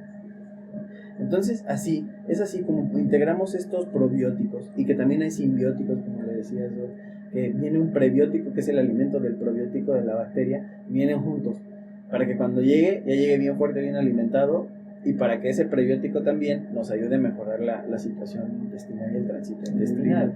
Entonces, nosotros tenemos esa batería de herramientas que podemos utilizar para estos pacientes. Una vez que hemos hecho el diagnóstico certero, ya tenemos el punto en la mira de este paciente con síndrome de intestino irritable, para tratarlos y para orientarlos y para no dejar que el paciente caiga en ansiedad otra vez y decirle, señor, señora, vamos a tratarlo de esta manera. Tiene que tener en cuenta que esto no es un padecimiento orgánico, puede recaer en algún momento, pero ya sabemos qué es lo que tenemos que evitar para que evite recaer y para que evite que su síndrome de intestino irritable se considere o pueda empezar a ser más severo. Entonces, estos pacientes ya se sienten más seguros, acuden a la consulta con más tranquilidad, con más confianza, se comunican con los médicos con más confianza, y bueno, evitando estas recaídas, pues tenemos que los pacientes pues, se mantienen saludables por más tiempo. Ahora, ¿qué puede tomar en el caso de la paciente que me comentó, doctora? Yo le recomendaría, por supuesto, metospasmil más Probiolog IBS para su síndrome de intestino irritable. Entonces, es así como tenemos 3 cepas de Lactobacillus plantarum, 2 cepas de Lactobacillus plantarum y una de Pediococcus alacilactici, que se ha demostrado que aumentan la cantidad de ácidos grasos de cadena corta, que nos van a traer pues este proceso de antiinflamación, de disminución de la hipersensibilidad visceral, y en conjunto con a lo mejor cualquier tratamiento que el facultativo que le esté viendo decida en cuanto a antiespasmódicos, puede serle de mucha utilidad. Y estos probióticos, a lo mejor uno dice, bueno, y si ya me siento bien, ¿por cuánto tiempo lo puedo tomar? Como nos comentaba. Los probióticos, gracias a que son un suplemento alimenticio, se pueden tomar por siempre. Y si en algún momento nos vemos en la necesidad por una infección respiratoria, de vías urinarias o de cualquier otro tipo de tomar un antibiótico, ya sabemos que tenemos esa protección extra que nos confiere un probiótico. Hay una pregunta de Rosa María Palma, dice, muy común la ingesta de búlgaros para restaurar la microbiota. ¿Qué opina de esto? El problema de todo este tipo de que los búlgaros y esto, pues que no tienen una acción de una cepa que esté controlada o que tenga un efecto farmacológico de grado farmacológico controlado, ¿no? Así es correcto. Y a lo que vamos ahora es, hay muchos tipos de bacterias, muchos tipos de probióticos, pero ¿cuál es el que más le va a ayudar? Y ahora, en la cantidad, como lo decía, unidades formadoras de colonias, ¿no? Claro. Porque finalmente, y es como lo vemos en toda la práctica clínica, si no le damos la dosis correcta al paciente de cualquier medicamento, no le va a hacer el efecto el efecto terapéutico que deseamos. Es igual con los probióticos. Los probióticos, si no los consumimos en una cantidad específica por un tiempo específico, por lo menos, no vamos a obtener el efecto terapéutico que queremos con estos pacientes, o el efecto en el desarrollo de la microbiota intestinal que queremos para estos pacientes. Y es así como productos lácteos que tenemos. Nos dicen, no, bueno, es que tiene lactobacillus estos. Ok, pero ¿en qué cantidad? ¿Y cuántos van a llegar vivos? Porque necesitan llegar vivos, es otra cosa que tenemos que ver. Si no llegan vivos, llegan muertos, y muertos los sacamos como entran. Entonces, ya no tienen ninguna capacidad de... Sí, porque por ahí muchos productos que están adicionados. Hay uno muy comercial que viene en una botellita. Sí. ¿La conocen? Que es más dulce que sí. el probiótico, y sobre todo tiene un tiempo de vida, porque al cambiar la temperatura fallece. Y aparte no los guardan luego en el... Eso sirve. Eso nunca lo mencionan. Agua con nunca azúcar. he visto, por lo menos, que lo haya mencionado, que necesitamos mantener una cadena fría para ese producto. Y que a veces de repente salimos de la casa y va a la bolsa. Se sabe mucho con el Yakult, no sirve. ¿no? Sí, pero no llevan una red fría adecuada. Todo lo que sea Yo creo comercial. que hay que irnos a la presentación, pues si no, nos vamos a comer el tiempo. Y no, y seguimos con esto, y es un tema amplísimo, ¿no? Sai iba a preparar que se filtre el ruido un poco, ¿verdad? Porque están abiertas las ventanas. No, pero ahorita digo, ya estuvimos checando, pero todo ¿Sí? Adelante, doctor. Ok, bueno, entonces a retomar un poquito, como les decía. ¿Ya está lista? Sí, ok. Es el trastorno funcional caracterizado, síntoma cardinal, dolor abdominal, que va de la mano con cambios en la frecuencia en las deposiciones y en la consistencia de las mismas, que también puede presentar otros síntomas gastrointestinales como pujo, tenesmo, distensión abdominal o sensaciones de evacuación incompleta.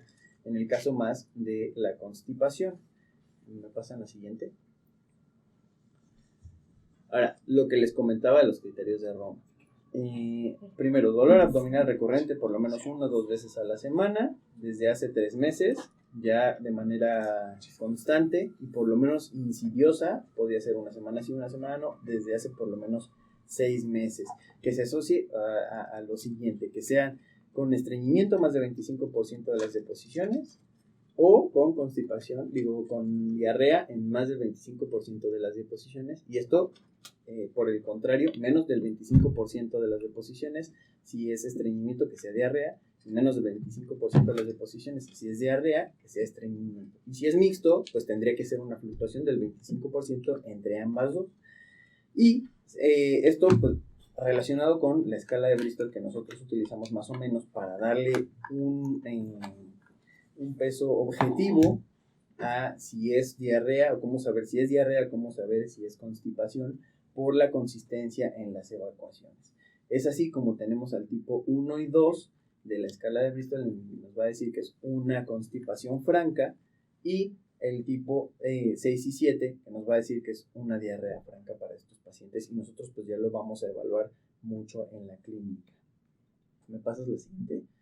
Ahora, los objetivos del tratamiento, los cardinales para este tipo de padecimientos: primero, el control adecuado de los síntomas.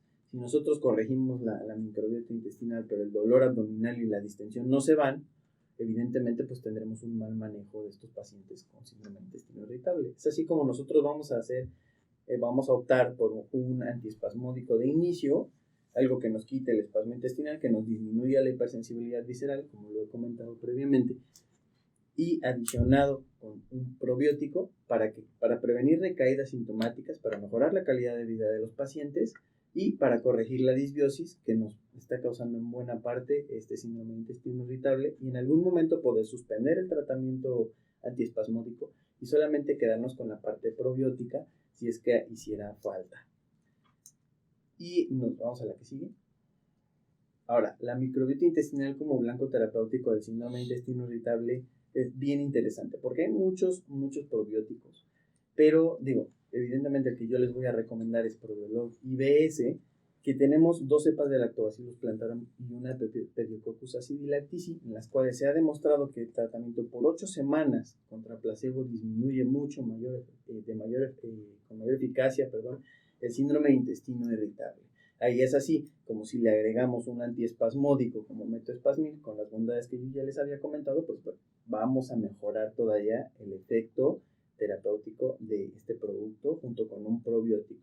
Es así, cuando a lo mejor tengamos que suspender el tratamiento antiespasmódico porque los síntomas del paciente ya se han disminuido hasta un punto en el que ya no lo requiera, lo podemos suspender continuando con el probiótico, que sabemos que podemos continuarlo por mucho tiempo, o modificar este probiótico por otro tipo de probiótico, que es así que nosotros también tenemos un probiótico que se llama fibra, que sirve para la constipación de los pacientes, y que esta fibra este es un simbiótico que tiene inulina de chicoria y Bifidobacterium animalis. Estos dos juntos lo que van a hacer es mejorar la disbiosis del paciente, y la fibra lo que nos ayuda es mejorar la llegada del probiótico al intestino, y al ser un ente que no se puede absorber la inulina de chicoria, la fibra nos va a ayudar a mejorar el tránsito intestinal, a jalar un poquito de agua y a generar heces un poquito más hidratadas que van a mejorar la condición de estreñimiento de estos pacientes. Entonces es así como le podemos dar un complemento a nuestro tratamiento antiespasmódico, y no solo decirle a los pacientes, le duele el estómago, aquí está su chochito para que se le quite el dolor de estómago y nos vemos en la siguiente consulta, sino dar un tratamiento integral para este síndrome de intestino irritable, y que pues va a hacer que el paciente se sienta mejor por más tiempo, mejore su calidad de vida, y que finalmente pues se sienta mucho más cómodo con su vida diaria. Y pues bueno, eso sería... Doctor, y cuando el paciente diabético tiene hipertensión aparte, tiene una dislipidemia mixta, y si le llegamos a hacer un ultrasonido hepático, también tenemos un hígado graso, ¿qué le podremos dar? Aquí hay muchos probióticos que se pueden utilizar. Yo ya dejando un poquito de lado el síndrome de intestino irritable para pasar a las comorbilidades de las que a lo mejor se puede uno beneficiar con el uso de un probiótico. Hay muchos probióticos que nos pueden beneficiar al mejorar tanto la producción de ácidos grasos de cadena corta como la producción de algunos metabolitos como la vitamina B, como lo comentaba el doctor Fernando, y que mejoran tanto la absorción de nutrientes, como puede ser la glucosa, que nos ayudan a aprovechar mucho la glucosa en el intestino, a evitar que el hígado produzca por medio de gluconeogénesis esta glucosa, y que se ha visto que si nosotros sometemos a estrés al hígado constante, a la producción de glucosa por gluconeogénesis, esto evidentemente va a desencadenar o tiene una relación directa con el desarrollo de diabetes tipo 2. Entonces, es así como nosotros, por medio de un probiótico, que a lo mejor pensaremos, pues, ¿cómo va a llegar ahí si no se absorben, si no esto, no aquello? Pero sí tiene una implicación a nivel orgánica mucho más amplia. Entonces, nosotros ahora tenemos Probiolog Max, que sirve más para este tipo de procesos metabólicos o de comorbilidades de los pacientes, por las bondades que le comento, de que nos ayuda a aprovechar mucho más los nutrientes, y con esto pues mejora la condición metabólica de los pacientes y prevenir una disbiosis. También nosotros tenemos uno que se llama Probiolog GG, que es Lactobacillus rhamnosus GG, junto con zinc, para los pacientes que a lo mejor tienen un cuadro diarreico, síndrome de intestino irritable con diarrea en agudo, que a lo mejor se quieran corregir. Y bueno, se ha visto que el Lactobacillus rhamnosus GG disminuye la frecuencia de las evacuaciones junto con el zinc, que es un oligoelemento que nos ayuda también a disminuir la cantidad de días que presentamos diarrea, mejora también la condición nutricional. Y esto se ha visto en estudios con niños en África, a los que solamente les dan el suplemento alimenticio con zinc y mejoran mucho su alimentación, y junto con los alimentos que a lo mejor escasamente puedan consumir. Entonces, este probiótico está adicionado con zinc, que nos ayuda a mejorar la condición de diarrea para estos pacientes que pudieran o no tener síndrome de intestino irritable o solamente un cuadro diarreico agudo, junto con un tratamiento antibiótico que lleguen a requerir en ese momento. Entonces, para esta paciente con comorbilidades, como diabetes, hipertensión, yo recomendaría más un probiótico del tipo Probiolog Max, por lo menos 3 meses, para que pues esta microbiota se llegue a restablecer con mejor eficacia. O más tiempo, ¿no? Puede ser más tiempo, puede ser por tiempo indefinido. Eso ya lo verá tanto el médico que la esté tratando, que esté llevando su tratamiento integral, la paciente cómo se siente con el probiótico, y pues sí, sin duda, si lo desea por más tiempo, puede ser. Bien, creo que aquí se está volviendo un poquito complejo el aspecto, ¿no? Hay diferentes tipos de cepas y unidades formadoras de colonia. Creo que cada paciente, el tema que se está tocando ahorita, hay aspectos extraintestinales y hay calidad de vida, hay historia de vida. Entonces, a razón de cuánto tiempo puede hacerse un tratamiento con probiótico en asociación con otro fármaco, dependiendo qué domine, si domina la diarrea o domina el estreñimiento, o son mixtas, si tienen enfermedades preexistentes, como por ejemplo si son diabéticos, si padecen otras extraintestinales, como por ejemplo problemas tiroidales, que se asocian mucho a los problemas gastrointestinales, los hipotiroideos, que cursan en un porcentaje con estreñimiento. O sea, creo que aquí el concepto no olvidar, hay que ver lo extraintestinal, hay que descartar de alguna manera la medida de tipo orgánico o estructural. Comorbilidades, ¿no? Sí, comorbilidades. En este caso, nosotros sabemos que el gastroenterólogo o su médico tratante especialista, médico internista, etcétera, que esto es interdisciplinario. Puede entrar aquí también la nutrióloga de una manera importante. Sí, Sabemos que esto es prácticamente un equipo de trabajo. Entonces no tenemos que dirigir nada más el concepto, atender nada más la biota. Sí, es bien importante, pero hay que descartar enfermedades asociadas mayores, como por ejemplo un paciente que tiene un colon irritable no tiene por qué estar sangrando, ni tiene por qué estar perdiendo peso. Entonces, ¿cuál es la tarea de una verdadera anamnesis, un verdadero descubrimiento? Vamos a hacer una colonoscopía, que es una colonoscopía o una rectosigmoidoscopía. Hay que investigar que ese colon, ese 1,5 metros de colon, o intestino grueso, que llega hasta el colon, hasta el ciego, hay que entender que no tenga pólipos, es la poliposis familiar múltiple, que no tenga divertículos, que no tenga alteraciones sugestivas a un cáncer colon rectal, siempre úlceras, por eso hay que descartar, no debe perder peso ni debe estar sangrando. Entonces, hay ciertas condiciones y características clínicas de un colon irritable que deben de ser específicas, pero si tenemos manifestaciones extras, ya estamos hablando de otro tema. Y eso no quita que pueda estar asociado a un colon irritable. Entonces, la característica y la condición es que es un dolor que genera mucha distensión, mucha inflamación, es un dolor muy sordo, muy difuso, que no tiende a tornar en una región directamente en el tubo digestivo. Muchos hablan de inflamación, sensación de llenadura, sensación de plenitud, que hasta el hambre se les quita, que hasta pueden complicarse con aspectos de... Nosotros le llamamos en una medicina muy técnicamente las emociones, el estrés, la ansiedad, la depresión.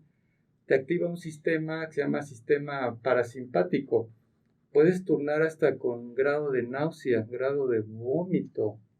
Entonces digo, hay que saber un término desde el punto de vista clínico a qué nos estamos enfrentando. Y siempre descartar lo orgánico. Ese es nuestro... Y hay que entender que también que aquello funcional, tarde o temprano, por el grado de complicaciones, va a terminar en un daño orgánico y en daño estructural. Correcto. Y es bien importante esto que comenta, doctor, evitar esta práctica de este tipo de médico de la tele que conocemos todos, que llegando el paciente lo veía y nada más decía tomografía por emisión de positrones. En la siguiente tiene lupus, inicia el tratamiento para lupus. Oye, pero ni siquiera te has detenido en ver si está bajito, si está alto, cuál es su frecuencia cardíaca. No, lupus, dale tratamiento. Y de repente tenía todas las complicaciones y todos los eventos adversos del tratamiento para lupus cuando el cuate tenía gripa, o a lo mejor tenía otra cosa, algo mucho más sencillo, hasta que de repente ya se ponía a investigar. De hecho, hasta se metían a la casa del paciente, pero ni siquiera lo has visto a él. Sí, ¿no? también. Y algo que acabas de decir es algo muy importante, ¿no? El sangrado rectal. El sangrado rectal puede ser, pues, por muchísimas causas diversas. Y una cosa muy importante es la exploración física del paciente. O sea, el cáncer de colon está a la distancia de un dedo, ¿no? Entonces, vale incremento. O sea, Sí, claro. normalmente. Entonces, más vale meter el dedo que meter la pata. ¿sí? Sí. Entonces, sí, el hecho de que el médico haga un tacto rectal, ya sea médico general, ya sea internista o ya sea ginecólogo, yo creo que es muy, muy importante, ¿no? Descartar, pues, problemas de hemorroides, problemas de SEA de colon, problemas de colitis ulcerativa, etcétera, etcétera.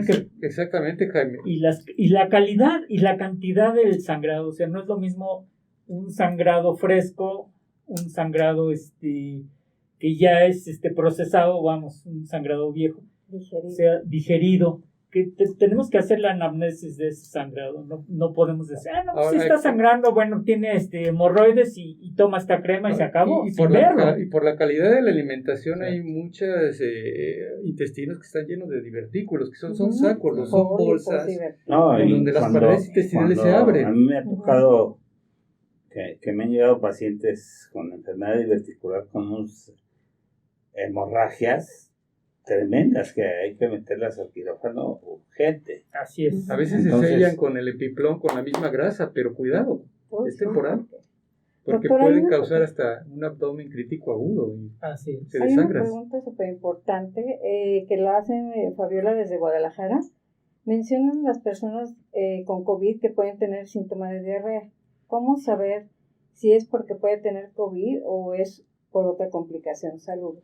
Pero una simple diarrea, no, es que ahorita nos llegan muchos pacientes con diarreas y ya, o sea, ya ahorita le etiquetan a todo COVID, ¿eh? Sí. O sea, ojo y aguas, ¿no? Claro. No todo, o sea, no una golondrina hace verano y no todas las diarreas son COVID. Sí, exactamente. También hay que hacer una buena clínica, Ajá. porque llegan los pacientes con una diarrea y ya piensan que tienen COVID. Y hay que tener, o sea, una buena clínica, una buena semiología, una buena exploración, un buen interrogatorio, lo que decía Jaime. Hay que hacer una buena clínica porque están llegando muchos pacientes con cuadros diarreicos y ya piensan que tienen COVID, que es una manifestación, pero de cuadros diarreicos prolongados, largos, que es una de las muchas manifestaciones que tienen que venir acompañados de otras cosas, entre ellos uno de los principales pivotes del COVID es las fiebres elevadas, ¿no? Y las manifestaciones respiratorias. Ataque del estado general. Exactamente, ese es el mayor Y el problema respiratorio y la tos. Sí. Digo, categórico. Es que el problema de esto, de que se difunda tanta información a veces contradictoria, es que a veces como paciente uno, pues, es como si te pones en el piso y escuchas pisadas y lo primero que piensas son caballos, no cebras moradas. Entonces... Exacto. Como Beethoven, ¿no? ¿Sí? Pues, entonces, eso es algo que me decían siempre mi maestro de seminario clínico. Cuando tú acerques tu cabeza al piso y escuches pisadas, no pienses en cebras moradas, piensa en caballos. Es lo primero.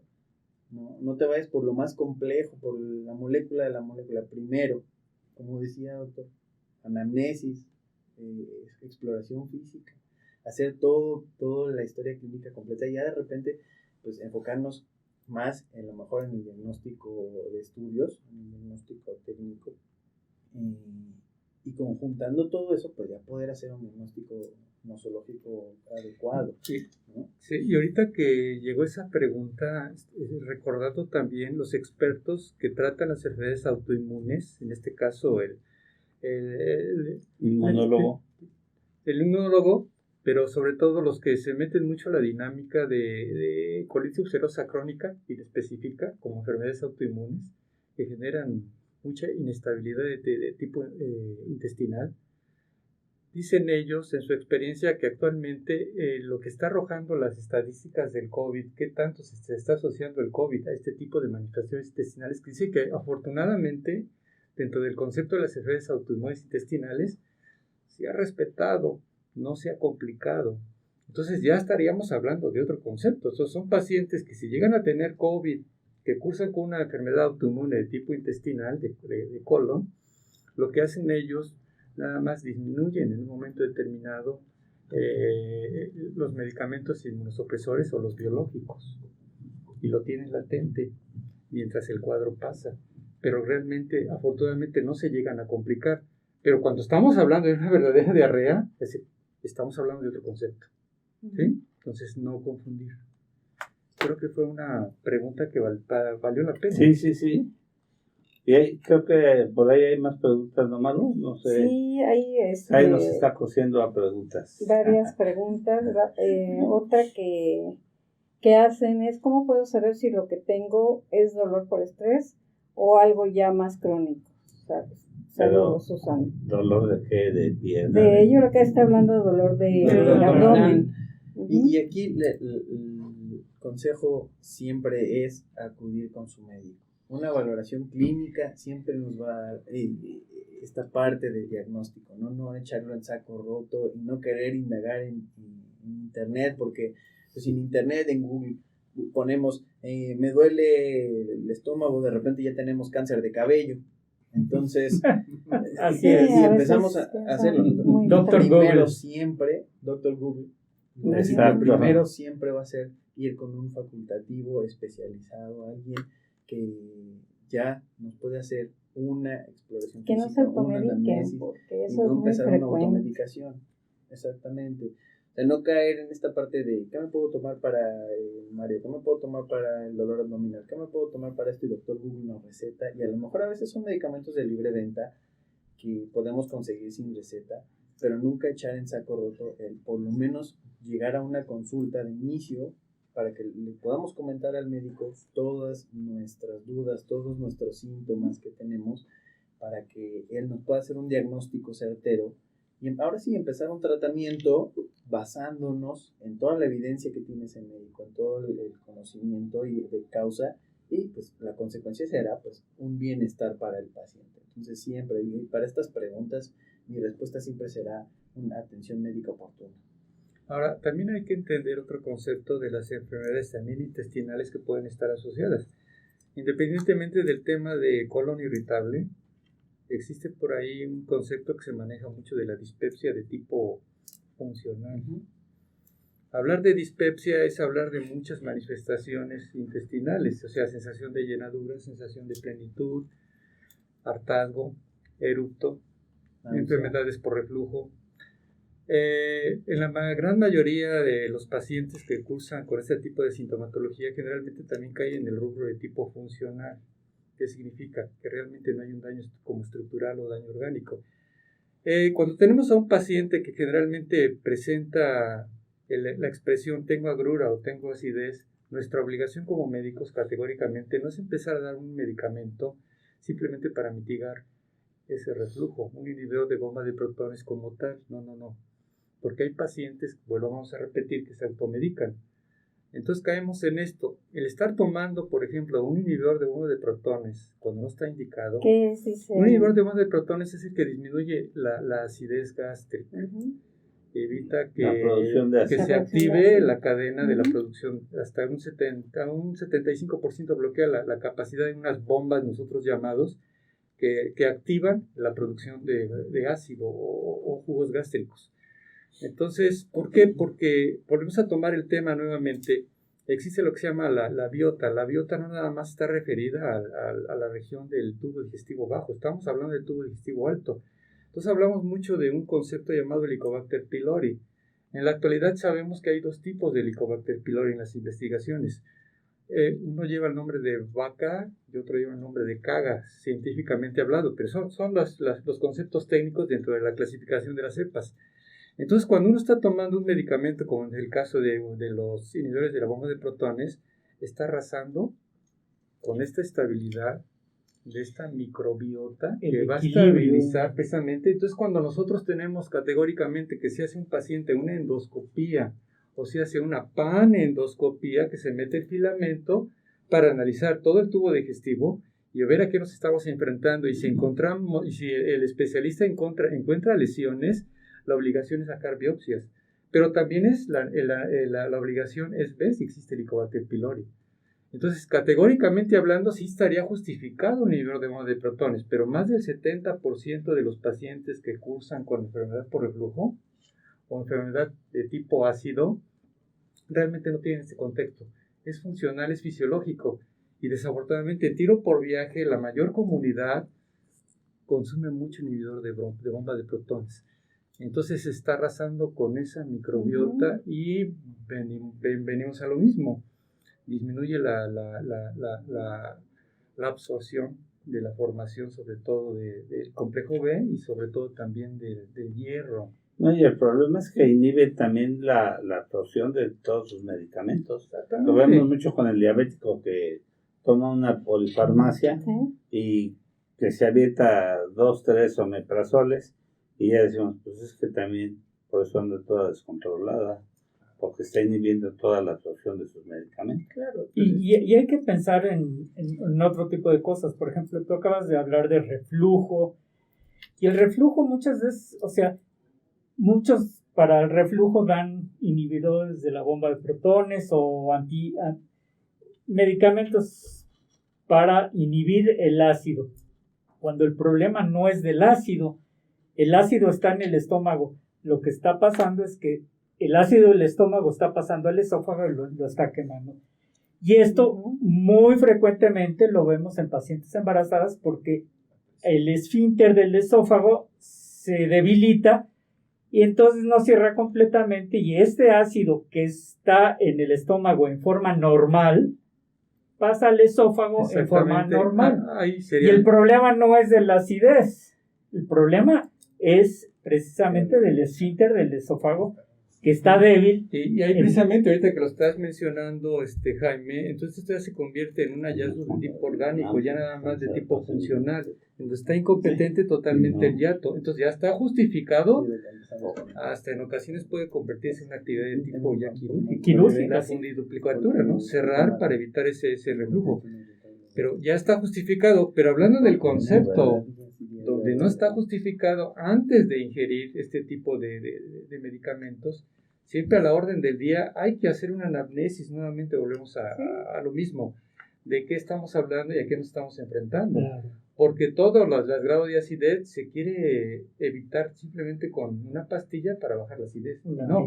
Y hay que acordar que podemos tener enfermedades por reflujo de tipo alcalino, que son los jugos, en este caso, alcalinos biliares.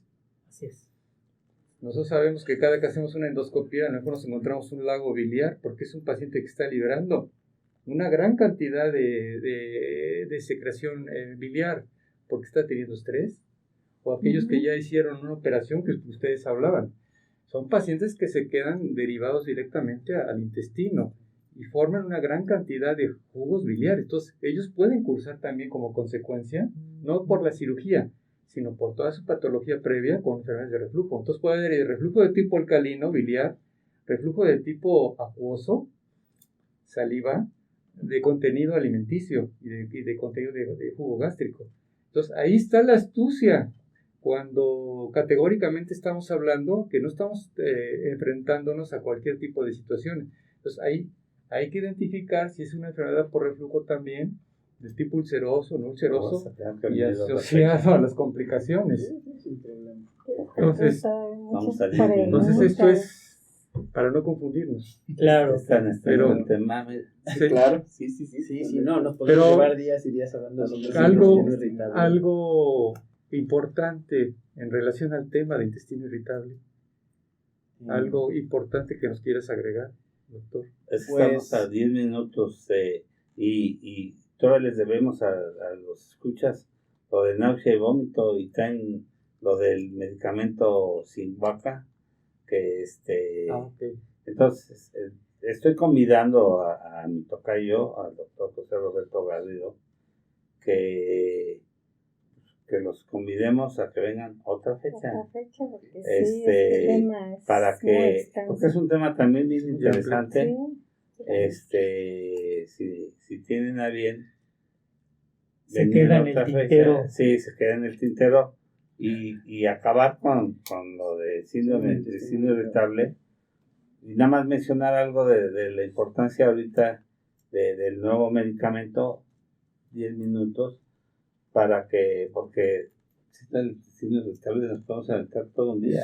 Sí, ¿no? Uy, Y sí. si hablamos de trastornos funcionales gastrointestinales, Bueno. yo creo que nos llevaríamos Un mes. unos meses. Para no Sí, confundir a mí todo me ha esto. tocado ir a muchas convenciones de la Sociedad de Gastro, o sea, de las convenciones de gastro y a las de medicina interna, y hay todo por hablar, sobre Sí. todo con Richard Aguad, no sé si lo conozcas, que es de la Asociación de Motilidad.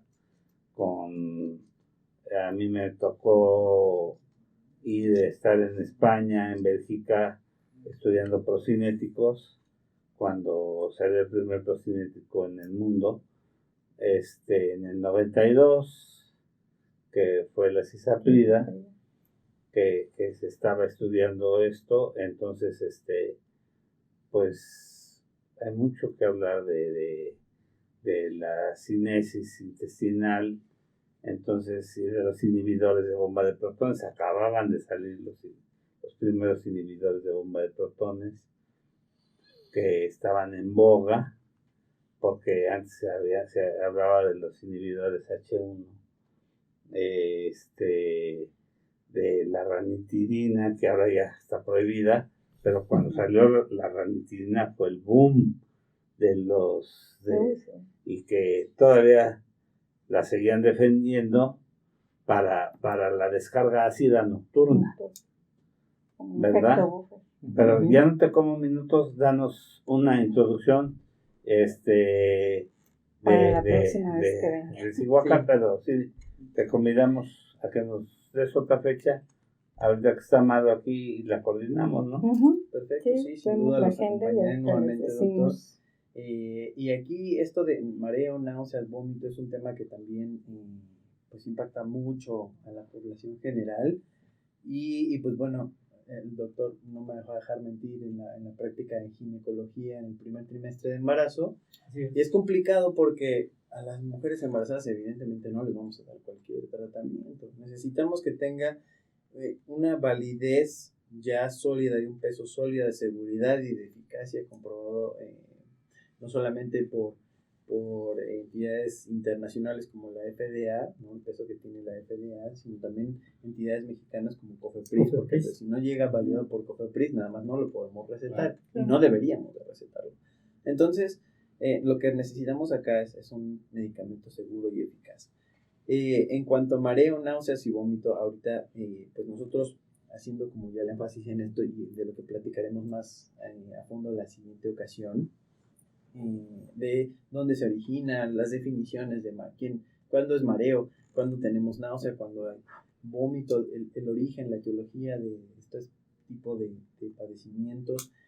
Pero bueno, lo que nosotros les traemos ahora es un lanzamiento que tenemos que se llama Cinguaca, que es Zingiber officinale, raíz de Zingiber officinale, que se ha utilizado desde la antigüedad en China, en jengibre, que se conoce como jengibre, pero se ha estudiado últimamente cuáles son los componentes esenciales que tiene esta raíz de Zingiber officinale y que llegamos a la conclusión de que son dos componentes, gingerol, 6-gingerol y 6-shogaol, que es la forma deshidratada del gingerol, que son los que tienen estos mecanismos de acción para inhibir la náusea e inhibir el vómito.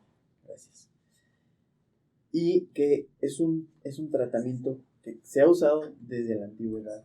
Se ha usado incluso en tés, en jugos, en bebidas que se dan para pacientes de quimioterapia, para pacientes postoperatorios que presentan náusea, vómito. Y ahora los estudios que nosotros traemos es para seguridad de uso de cinetosis en cuanto a viajes, movimientos, para pacientes pediátricos desde 6 años en adelante y sobre todo para mujeres embarazadas en el primer trimestre, con un perfil de seguridad muy alto. Entonces, nosotros tenemos este medicamento en una forma farmacéutica de tableta para que lo puedan consumir los pacientes, una tableta que para los niños pues se puede pulverizar y administrar, y pues que nos va a prevenir la náusea y el vómito. Entonces, lo que nosotros ahora, de lo que vamos a hablar la siguiente ocasión, es de dónde viene esto, de cómo se origina, cuándo es que podemos tomar solamente un producto así para la náusea y para el vómito, o para prevenir el mareo, en el caso de personas que se marean en barcos, en aviones, como a mí me ha pasado que en el avión cuando despega, cuando baja, y sobre todo cuando hay turbulencia, pues es así como de, ¿y ahora qué hago, no? Y luego llegan ofreciéndote comida. ¿Quién enseñó a este chofer? Dice, ¿no? ¿Quién le enseñó al chofer? Y luego, digo, llegan y te ofrecen comida en el avión y dices, mejor... O sea, haces un vuelo transatlántico, pues no. ¿no? Sí, exactamente. Entonces, saber que tenemos una alternativa segura y eficaz a la mano para combatir estas molestias que nos producen. Y pues bueno, ¿cuándo es que hay que consumirlas? Porque sabemos, como el síndrome de intestino irritable del que platicamos ahora, que tiene... Y se puede dar en el embarazo, ¿no? Sí, sin problema. Que tiene otras comorbilidades, que tiene otras implicaciones. ¿Cuándo sí y cuándo no? ¿Por qué? ¿Para qué? ¿Y para quién? Pues, es un fitofármaco Un fitofármaco es una alternativa natural, es un medicamento herbolario natural que no por ser herbolario natural es menos eficaz. Lo que quiere decir es que está estandarizado, obtenido de una raíz, y estandarizado quiere decir que tenemos las cantidades específicas aprobadas. Efecto farmacológico. Claro, el jengibre ha demostrado que es un muy buen antiemético, o sea, evita que la gente tenga náuseas, pero no ningún medicamento que yo conozco hasta ahorita tiene un extracto de jengibre como el que nos estás trayendo. Claro. Sí, él es adorador del jengibre. Miren, de hecho, yo en las mañanas me tomo un tecito de jengibre. Desde el punto de vista como esto pertenece a la medicina antigua, a la medicina tradicional, que ya afortunadamente ya lo sacaron a fitofármaco de toda la investigación, es milenario el uso del jengibre. Entonces, no me quiero meter en aspectos de fisiología y fisiopatología de la medicina antigua, de la medicina china, pero yo les puedo decir que cuando estamos hablando, por ejemplo, en el concepto de un colon irritable o este tipo de padecimientos de neurovegetativos, que simplemente es sintomatología que se presta porque estás mareado y te puede dar hasta náusea o hasta vómito.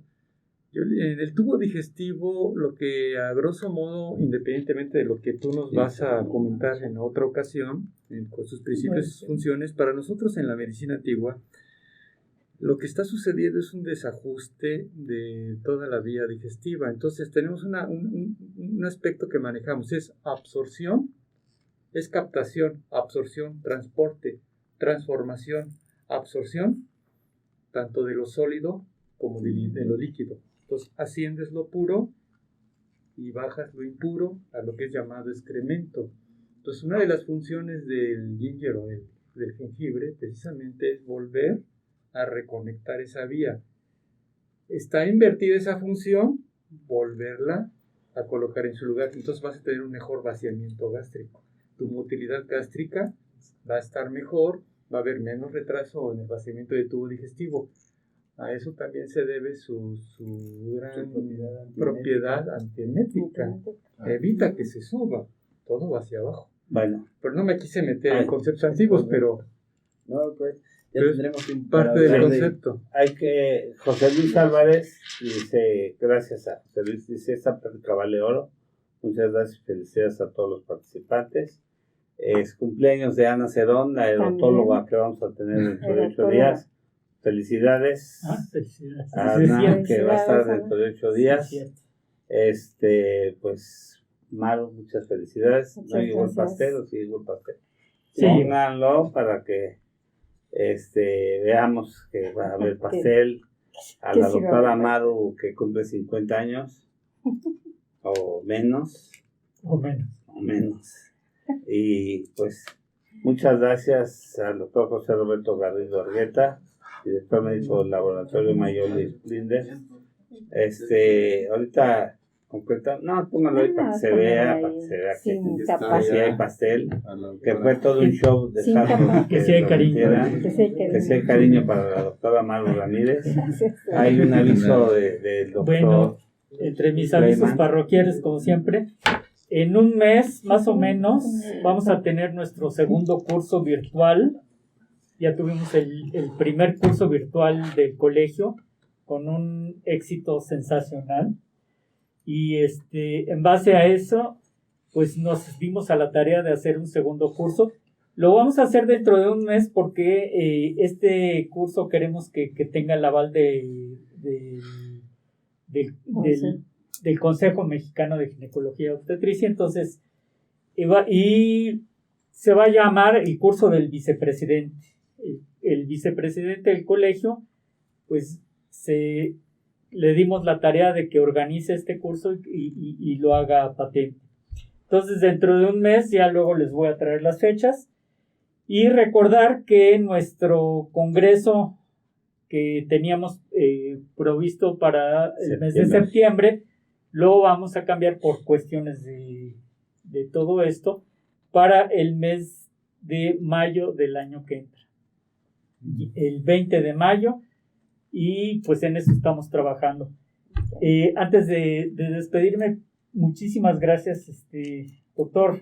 Sus datos, doctor. Sus datos. Un ¿Tienes correo consulta para... aparte de estar en el laboratorio? ¿Tienes No, consulta privada? actualmente no. No, tengo no, O esa- su tiempo correo, completo. por si hay Pero alguna correo, duda para sí, los mi correo escuchas. se los menciono, es jose.garrido@mayoli.mx. Mayoli se escribe Mayoli, las dos con Y, Mayoli.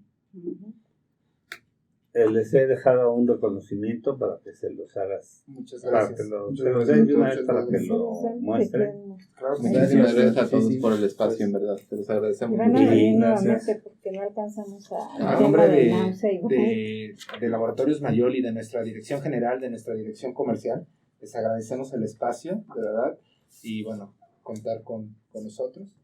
Y bueno, Esta es su casa. muchas Muchas gracias. gracias. Muchas gracias. Muchas Muchas gracias. gracias. Pues a Un toda la gusto, gente como que siempre. nos hace favor de escucharnos, les damos las gracias, que tengan un excelente día y un mejor fin de semana. Muchas gracias a Sai y a Jesús, que son sus productores, y en el soporte técnico a Juan José Alejandro Rodríguez Alcántara, que está en el soporte técnico, y a mis compañeros, a la doctora Maru, su cumpleaños, al doctor Jaime Clayman, Muchas al gracias. doctor Fernando Castillo y a Gabriel Rojas, que se tuvo que ir por cuestiones, tenía una entrevista en el grupo Televisa. Yo creo que se fue a alcanzar al presidente que llegaba a hacer su fila ahí con su pancarta, que lo ama, y nos están viendo en Estados Unidos también.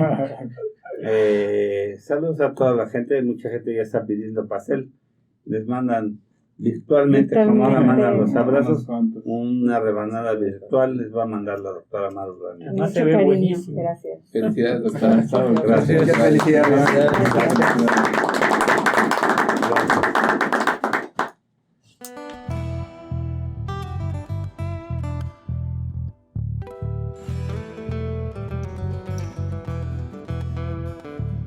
Bésame, hay que perdernos y viajar muy lejos para conocer cómo funcionan nuestros mundos alternos.